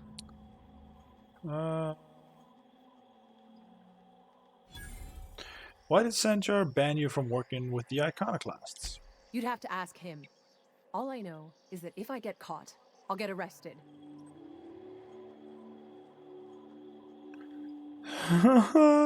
New game plus 3. Du er fucking sindssyg, mand. Et var rigeligt til mig. Har du så spillet nogle af de der mods, det der du postede ind på Discorden? Fordi, oh my fucking god, fuck det, mand. Why have you been helping Graham? It's an enviable thing he's doing. Free people and all that. I can't live that way. I need my structure. But I respect the iconoclasts for doing it. Where will they get the surprise now? Law help them. I don't know. Maybe Sublight can lend a hand. I should go. Look, Graham's got a bit or two left in his account. I can send one last dropout before I wash my hands of this. God. What do you want delivered? Extra supplies. I always took that woman for the sensible type. Good on her. I'll send some along. Give them all my regards. And good luck out there. Don't go getting eaten. Getting eaten. Lad os tage alt for det her lager. Lad os tage alt for det her lager. Ej. Så må vi skulle lige låne hendes hat igen.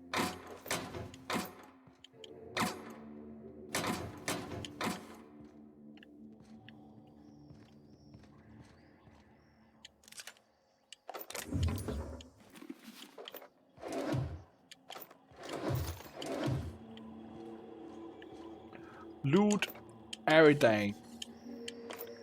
Everything. I Kan vi can nå. take a hint. Så giv mig din hat. Med mindre jeg allerede har en hat, jeg kan tage på, der kan det samme. Eller en rustning. Har vi en... Medical skills, stealth skills, tech skills, long guns. Det er vel bare... Er det stealth skills? Yes! Hvis vi bare beholder den, så vi altid lige kan buffe vores costume accessory griner. Vi skal bare beholde den, så vi altid kan equip den, når vi har brug for det.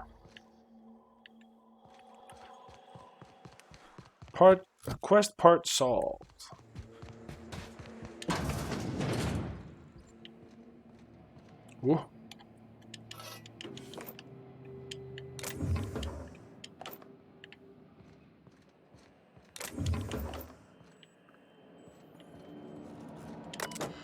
Hvad er det? Software safe power generation system. Hack, route the gas outside. Så man kunne snige sig ind. Og så kunne man fucke alle op ved at gasse dem. Griner. Okay, den kan jeg sgu ikke gøre noget af. Der kan jeg ikke bare equip en eller anden item. Det første gang Guardskin Duo var så træls, og dear lord, den hestemand hed for Malakith. Boo! Ej.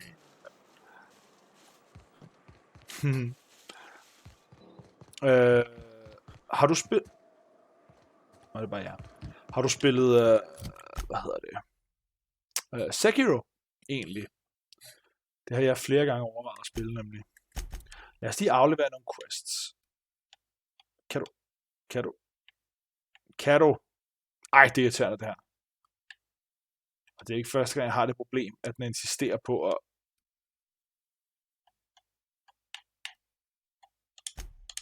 Thank you. Burbage 2000 og Burbage 3000. Det var svært at sige, I jeg shipped troede. with a merc who had a gun like yours, Nyoka. He polished it, sang to it, slept with it. Not like that, as far as I know. Sounds like he had himself a discerning palate. Where are you going with this? He couldn't hit the broadside of an assault cruiser, hence the tin shredder. Wouldn't be the first man I met bearing Du har ikke compensation for gennemført, his så du har lack of spillet noget skill. af det. Okay. Det er det eneste From Software-spil fra Dark Souls og frem, som jeg mangler. Jeg har planer om at købe det og spille det på et tidspunkt. Det skulle være svært her. Hvad er det svært? I'm telling you, the Van Noys are fine. Bullshit, Graham. They don't just abandon orders, and they weren't at the ruins. Where in this sulfur-sodden hellhole did you send them? They're on a very important...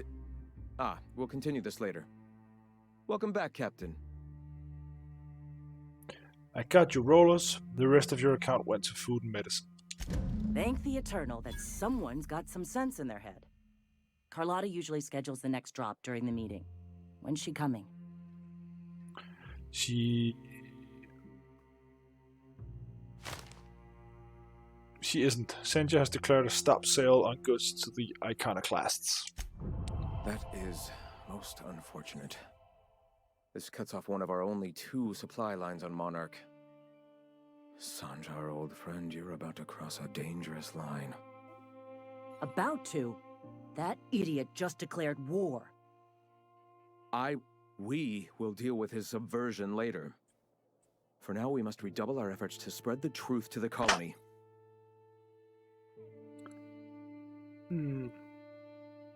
What's next? I've already sent a team ahead to scout the press. One of our best. Meet them there and find out if they've been successful. You sent the Van Noys there, didn't you? Oh, for fuck's sake, Graham! We needed them in the ruins. Our people died out there. They went willing to fight for our cause.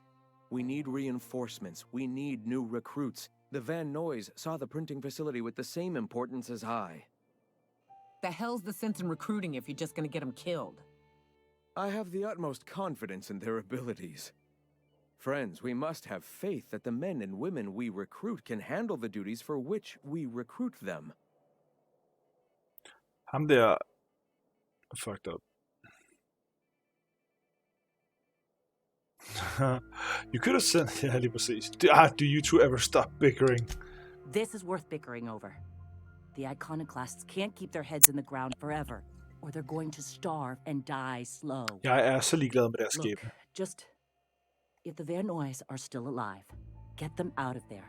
With Sanjar pressing the issue like this, I have a feeling we'll need them.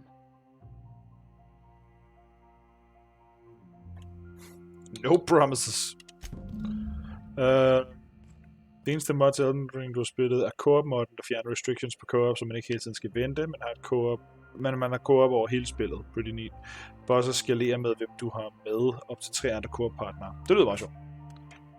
Men jeg tænker også, altså nu ved jeg bare, hvor meget forskel det kan gøre at have lavet en summon, hvis man er 2, fordi man kan forvirre bosserne helt vanvittigt meget, ikke?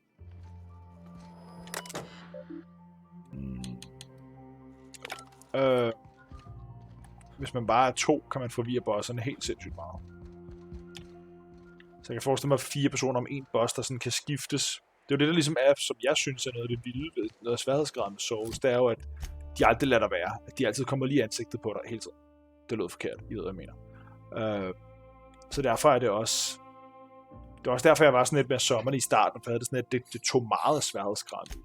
Ikke, altså man fandt ud af senere, at de så også havde... altså, de havde ligesom sørget for, at der var sværhedsgraden nok, skal vi sige det sådan. Hvad er klokken? Klokken er lige et minut lead. Jeg har ikke overdrevet længe, før jeg stopper for i dag. Eller for nu i hvert fald. Jeg begynder stadig på måske at streame i aften. Jeg er ikke sikker. HGX har jo ferie i øjeblikket. Vi skal ikke til Information Brokeren endnu. Det næste vi ville var faktisk, lad os sige, hvor det her er. Det er deroppe. Eller... Nej, det er der. Og så er... Den vi vil have fat i. Den der. Den er hernede. Det er ligesom det næste vi skal. Så vi skal have fuldt den her sti sydpå. Eller jeg ved ikke om man kan skip hen over her eller et eller andet. Vi skal i hvert fald den vej. Let's go. Mere Kim stream, yeah. Hvis jeg streamer i aften. South here, off the road and down this slope. We've got a decent trek ahead of us. Okay, du guider mig jo selvfølgelig. Grineren. Watch it. These pools don't just stink. They'll take a toe off. Kan du lige lade mig gøre en tanke færdig, lady? For spaceships and clean recycled air. Oh, you are in for it now. Ah! I am a storm. Keep you.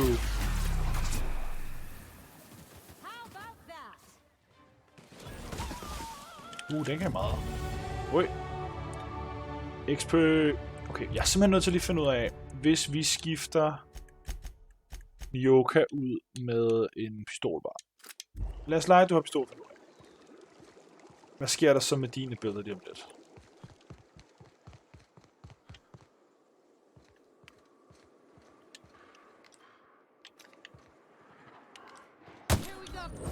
Nej, se, hun er fucking ligeglad. Ej, okay, det synes jeg faktisk er åndssvagt.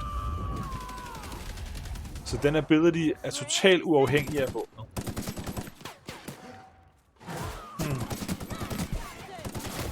Så der er ikke nogen rigtig grund til ikke bare at give alle det samme stærkeste våben, man har. Så det er mere et spørgsmål om, hvor man gerne vil have de er, og hvad deres abilities er. Sådan. Ikke kæmpe fan, kan jeg mærke, af combat. Og måden, de har designet dine companions leveling system og sådan noget. Ikke super fan.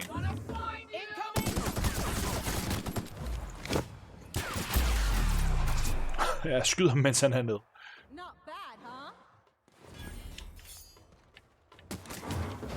Øj.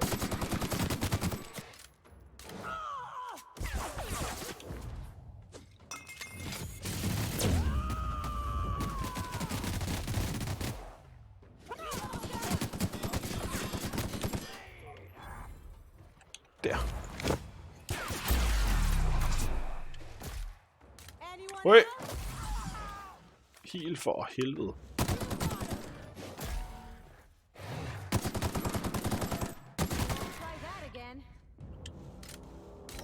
Super smooth.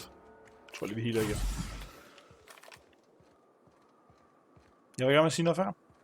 Jo, hvis jeg så streamer i aften, så spiller jeg jo selvfølgelig Descenders. Jeg ved ikke, om det var det, jeg var gerne med at sige. Det var det nu. Jeg glæder mig også til. Det er noget lidt andet tempo end det her. Man kan godt mærke, at tempoet i det her spil er jo ikke super fucking højt. Kan vi sgu godt blive enige om. Hvad er det der?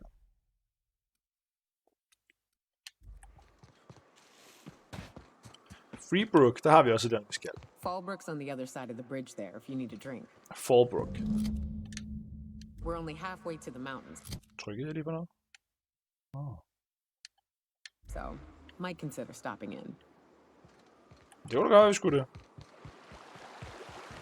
Vi har jo faktisk et objective herinde.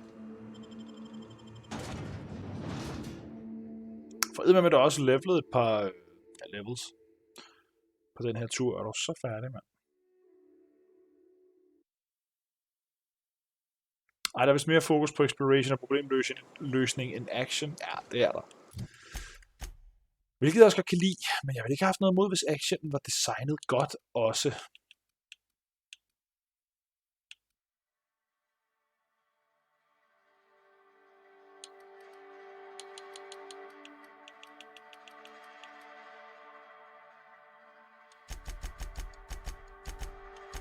Lad os tage den her længere. Og så en perk mere.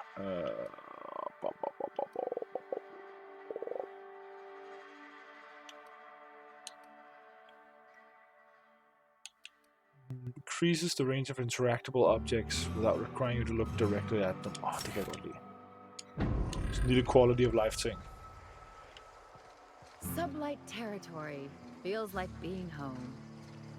Fallbrook's great. Anything you want, they've got it. So long as you've got the bits. Nelson. Take a gander at that mug. Take a gander. Someone so adept looking my whole life. He means gullible, Captain. Watch yourself, Captain. This guy's got eyes like a sprat set on stealing your dinner. Ah, now, come on. Ja, fordi jeg har de to med, selvfølgelig. Rather that, you don't seem like the usual pigeons we pluck. No offense, of course, if you are a Byzantium goldblood. Say, I'd like to do you a favor. Might I interest you in a surefire scheme? Wink, wink.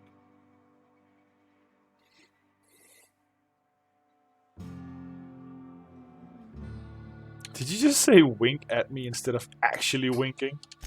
Don't believe I did. No? Wink. Pure and simple, it's like this.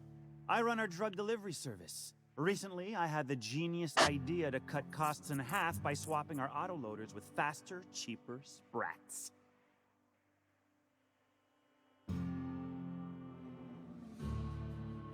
That's a stroke of sheer brilliance. See? I know a fellow genius when I clap eyes on him. Nudge, nudge. Wink, wink. Right you are. Know what I mean? Only problem is my sprat carriers ain't arrived from their latest run. As I was saying, you look more capable than most of the hoople heads around these parts. What say you locate him and retrieve the goods for me? In return, I'll cut you 5% of the profit. Hvad snakker du om? Hvad snakker du om?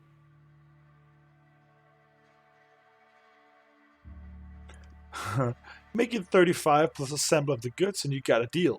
Wink. 35%? Are you out of your gourd?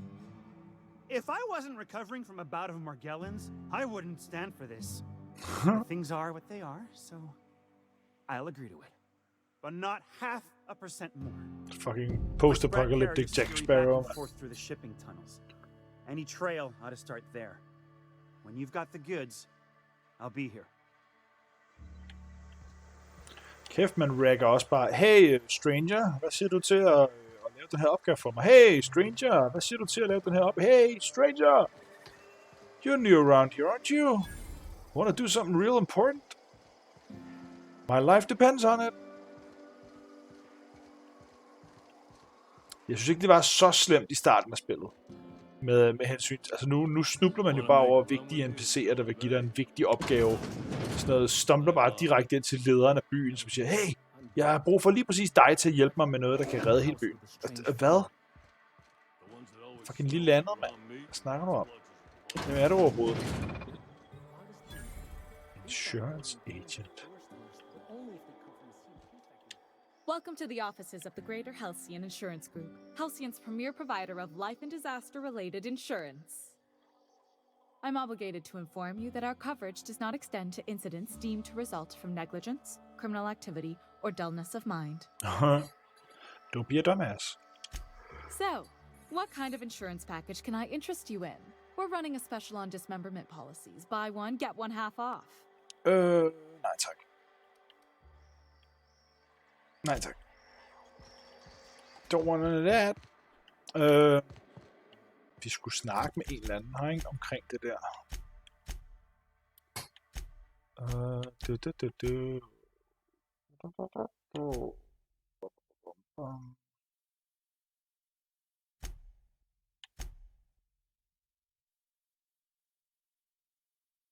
Det var tilbage. Okay, jeg har en del tilbage i den by nu.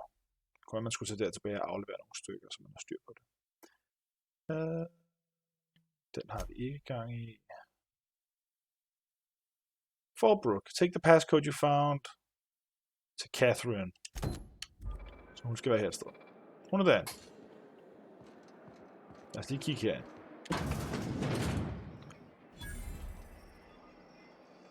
Det er bare butikker. I test every product myself to assure maximum customer satisfaction. If you doubt it, I can show you my lower back rash. Oh. No rubbernecking. Make a buy or move on. Du sælger bare madvarer. Har vi noget junk? Yep. Du sælger guns. You shopping for pre-owned or new? If you bloody it, you buy it. Store policy. Oh.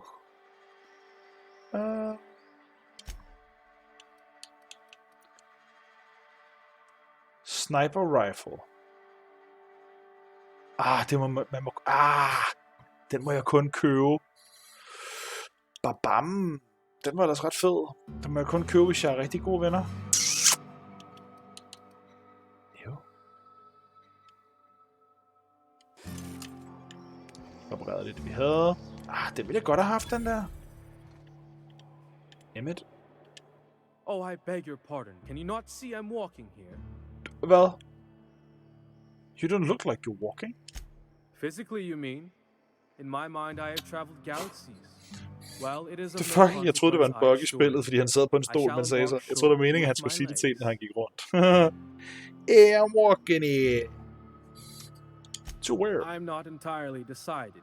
If I'm being honest, I think I'd fancy a visit to Tartarus. So long as it's under the shield of my fantastical imagination. Ja, gør du bare. Ses, ven. Går bare en mental tur. Det her minder mig om introen til Freestyler, når der er guitar.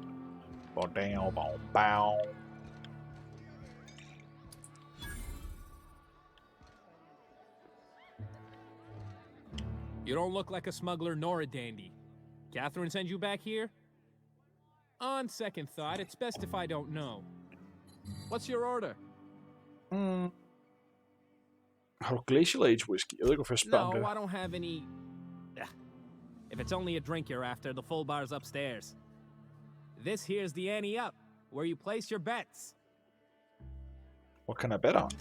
Tossball, autoloader races, card games, you name it. I ain't Autoloader races. And neither is Catherine. We'll both break your legs if you lose, then shirk on paying. Okay, please.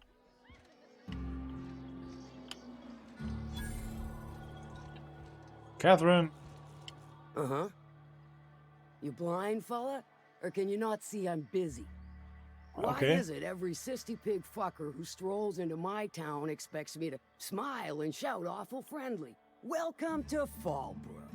Og jeg siger bare, hey. Only nugget of paradise in this entire law-forsaken land. Like a void damn advert. How about you calm the fuck down? Hoot at parties. Hun ligner lidt en gammel udgave af I do Ellie, aim faktisk. to properly represent En my ældre udgave. aforementioned nugget of paradise.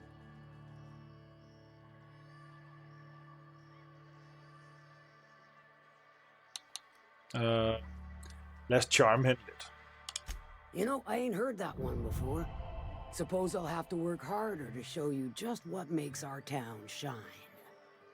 But first, I'll need to know what brings you, stranger. Well, I'm half listening. Det var ærligt sagt. Half listening.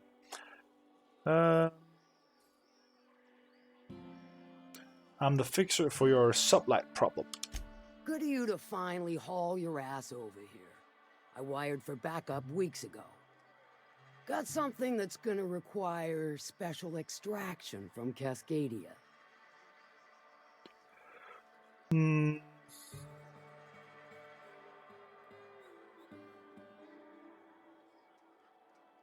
I found a passcode on a corpse in Stellar Bay. I guess it grants access to the extraction site. Found it on a corpse, huh? If you killed Lilia's agent, you get to explain it to her, not me. He was dead when I got there. Well, shit. I knew he'd come to a bad end one day. Still, no time for weeping and wailing. We've got a metric fuck ton of bits worth of salvage just waiting for extraction. Right, the Alta Vitae stuff. Lilia mentioned. So you got a brain on them shoulders. Excellent. Makes my life a world easier. To extract the gas, you'll need to siphon it from the lab in Cascadia into one of your ship's fuel tanks. Totally safe. Lyder totalt ikke safe. I can get it done. I do like your gumption, but let's not be hasty. To get to the gas, you'll need to navigate through the town, which is overrun by marauders. The lab itself has become an infested nest, crawling with mantis. You gotta fight through or figure out some other way to exterminate them. Maybe the ventilation system?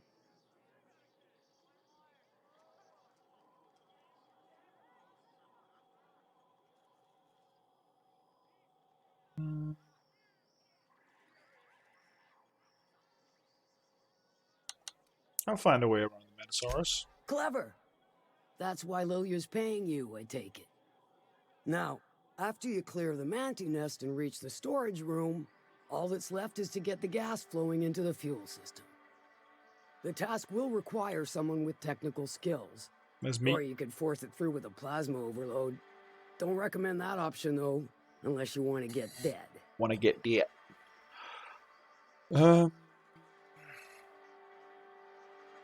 Good thing we have an engineer. Parvati will handle it. Probably. Eller mig Did I selv. mention the gas is of an extremely volatile nature? Handle it with the Vi skal nok have utmost of Parvati care. med, faktisk. Once you've got Så kan our vi sende goods, Ellie take 'em tilbage, to the tror jeg. groundbreaker. Lilia's fencers ought to handle the rest of it. I've marked the coordinates for you to the lab in Cascadia. On the terminal, use the passcode you got from Stellar Bay to get in. Okay. But before you make your run, I could use a heavy helping hand regarding a local issue. For a fine fee, of course. Might be interested. Good. This particular matter of opportunity has been eating at me for a while now. There's a Borst factory on up the way, run by a man who calls himself the King. Clive Lundberg, insufferable prick. That aside, it's a business ripe for the plucking. I want it. Clear as that. I get the feeling this is going to involve murder and mayhem. Stars, I hope so. Clive Lundberg, the self-proclaimed Borst King of Monarch, is swimming in profit and drowning in his ego. He's making the only meal to be had this side of Monarch, and I'm tired of ponying up for my dinner. I want that Borst factory, owner dead or alive. And you're the soon-to-be handsomely paid son of a bitch who's gonna get it for me. What specifically do you want me to do? Kill him, run him out. I don't rightly care for the details. So long as Clive knows resistance to me is costly and futile. Det gider jeg ikke blande mig Hit i. him where it hurts. In his gut or his production lines ought to make do. Any tips on how? Jeg har slet ikke lyst. Nu vil jeg gerne fortryde. If you got brass knockers, you could shoot your way through the front gate. If you don't fancy getting shot to shit, you can try asking Duncan for a disguise. Might be another way in, assuming you're courageous enough to trek the sewers. Void if I know. Say I wanted to sabotage the factory. Then I'd say you might care to poison the cysty pigs, doctor a few financial records, or throw a wrench in the canning machinery. Sounds good. It'll be more than good when you're finished. Maybe not for Clive, but for me and you, I'm sure. Oh, and if you don't fancy going in guns blazing or crawling through a sewer pipe, see Duncan in the dry goods and sundry building. He ought to have an employee ID in that stash of illicit goods he keeps for select clientele. May luck be with you, since I won't be. Det gider jeg ikke hjælpe med det der. Kan jeg sige nej til det? I haven't dealt with Clive yet. Won't pretend I'm not disappointed. Maybe a handful of bits will spur you into quicker action. About the Borst factory. What about it? Nej, I've heard all I need to know. Sure. Det gider jeg ikke hjælpe med det der. Det gider jeg ikke hjælpe med. Hun vil gerne overtage en forretning, men hun gider ikke at gøre noget som helst for det selv. Hun vil bare gerne have mig til at gøre det. Jeg skal gå ind og myrde folk eller alt muligt. Det gider jeg ikke. She's fine. Not about to do your murder for you though.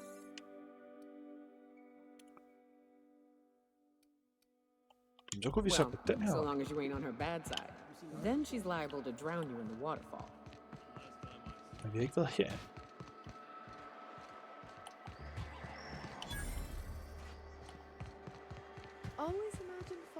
Der er noget lækkert i, at man får penge bare for... Se igen det der med, der er navne over folks hoveder, ikke? Så har de alle sammen en quest. Don't think we've spoken before. I would remember. Heller dig end mig. Well, I wouldn't forget what you're wearing, no. Det er præcis, det er der meget af. Why would we have spoken before? Most of the freshies spend their first day in the saloon. Fresh to Fallbrook, I mean. Me? I've been here going on 3 days now. Hvad snakker? I'm real friendly. Figure I've talked up everyone in town by now. But not you yet. Seems it's your lucky day. Every day I've been here has been my lucky day. Never won so much in my whole life. Aside from a close call during my wilderness hike, it's been a grand adventure. I'm dreadful blessed that Captain Criley hired me onto the crew. Which crew? You wouldn't have heard of them. They're just a small pot of smugglers. Kept getting their spoils stolen when they went to fence them. So they hired on a merc. They didn't mind my being so talkative, or them being my first protection gig. Captain Criley, he does ask me to shut it sometimes. In fact, I probably shouldn't be flapping my gums about his crew at all. Du er ikke så smart, er du det? That's all for now. Right then. Very well. Lad os bare... Ja. Hun virker ikke som... hun virker ikke som, hun gennemtænker sit beslutninger. Skal vi sige det så?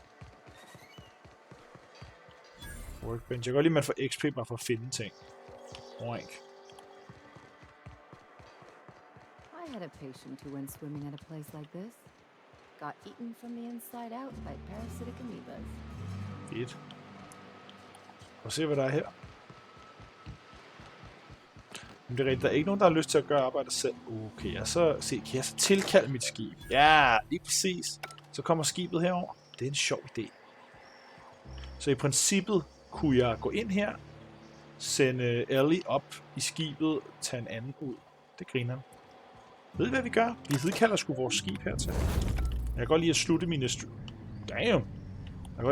streams på det her skib nu. Vi fik undersøgt en god bid af det her sted. Det virker sgu meget fedt. De er jo, altså, der er stadig masser at komme efter.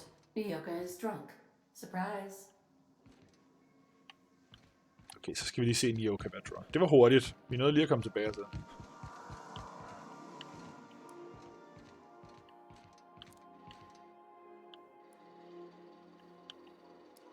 Jeg er nødt til at gøre rent, så. Organic waste discovered in location X99-orange-52. 7-1. Positional mass now qualified as recurring. Hvor er hun henne? På skide, eller hvad? Nej. Where is drunk Nyoka? Alcoholic properties as found on the premises. Au. The fuck?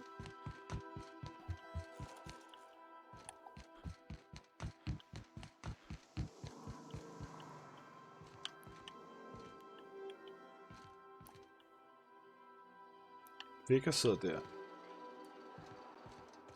Ah! On standby for command.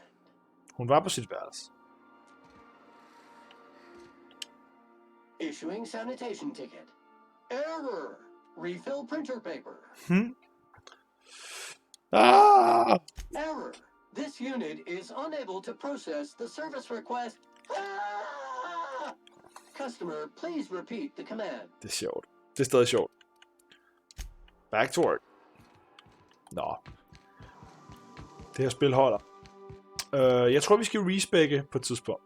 Det kan være, at jeg gør det off-stream måske. Det kan være, at jeg respecker den her karakter til at være... Hvad skal man sige? Jeg tror sgu ikke, jeg gør det off-stream. Jeg gør det sgu nok bare... Det er min bare. Jeg tror sgu bare, jeg gør det, når I ser med på et tidspunkt. Så respecker vi til at være... Hold os i baggrund. Skyd på fjenderne, imens vores companions gør alt arbejdet. Er det ikke det, vi gør? Det tror jeg, vi gør. Så lad os sige det for nu. Det var fucking hyggeligt. Lad os lige hoppe herover. Og traditionen tro, fordi jeg prøver virkelig at gøre det til en ting, jeg gør hver gang, så skal vi lige finde nogen og rate. Og ligesom jeg plejer, så rater jeg jo folk, jeg ikke aner, hvem fuck er. Det eneste krav, jeg har, det er, at de streamer på dansk, og at det kløder lige, og at de ikke streamer det som alle andre streamer. Jeg gider ikke streame store streamer, jeg gider ikke streame noget, der ikke... Jeg tænker, I skal helst... Jeg vil helst sende jer videre til noget, som streamer noget, der minder om det, jeg laver. Ikke? Det er, du ved, folk, der spiller et eller andet random spil, eller sådan... Det ser ikke ud som om, at der er særlig mange, der streamer i dag. I hvert fald ikke lige nu. Og de ser ud som om, at de ikke streamer.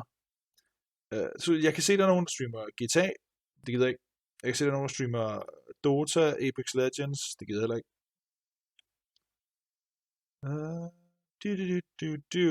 Fortnite gider jeg heller ikke.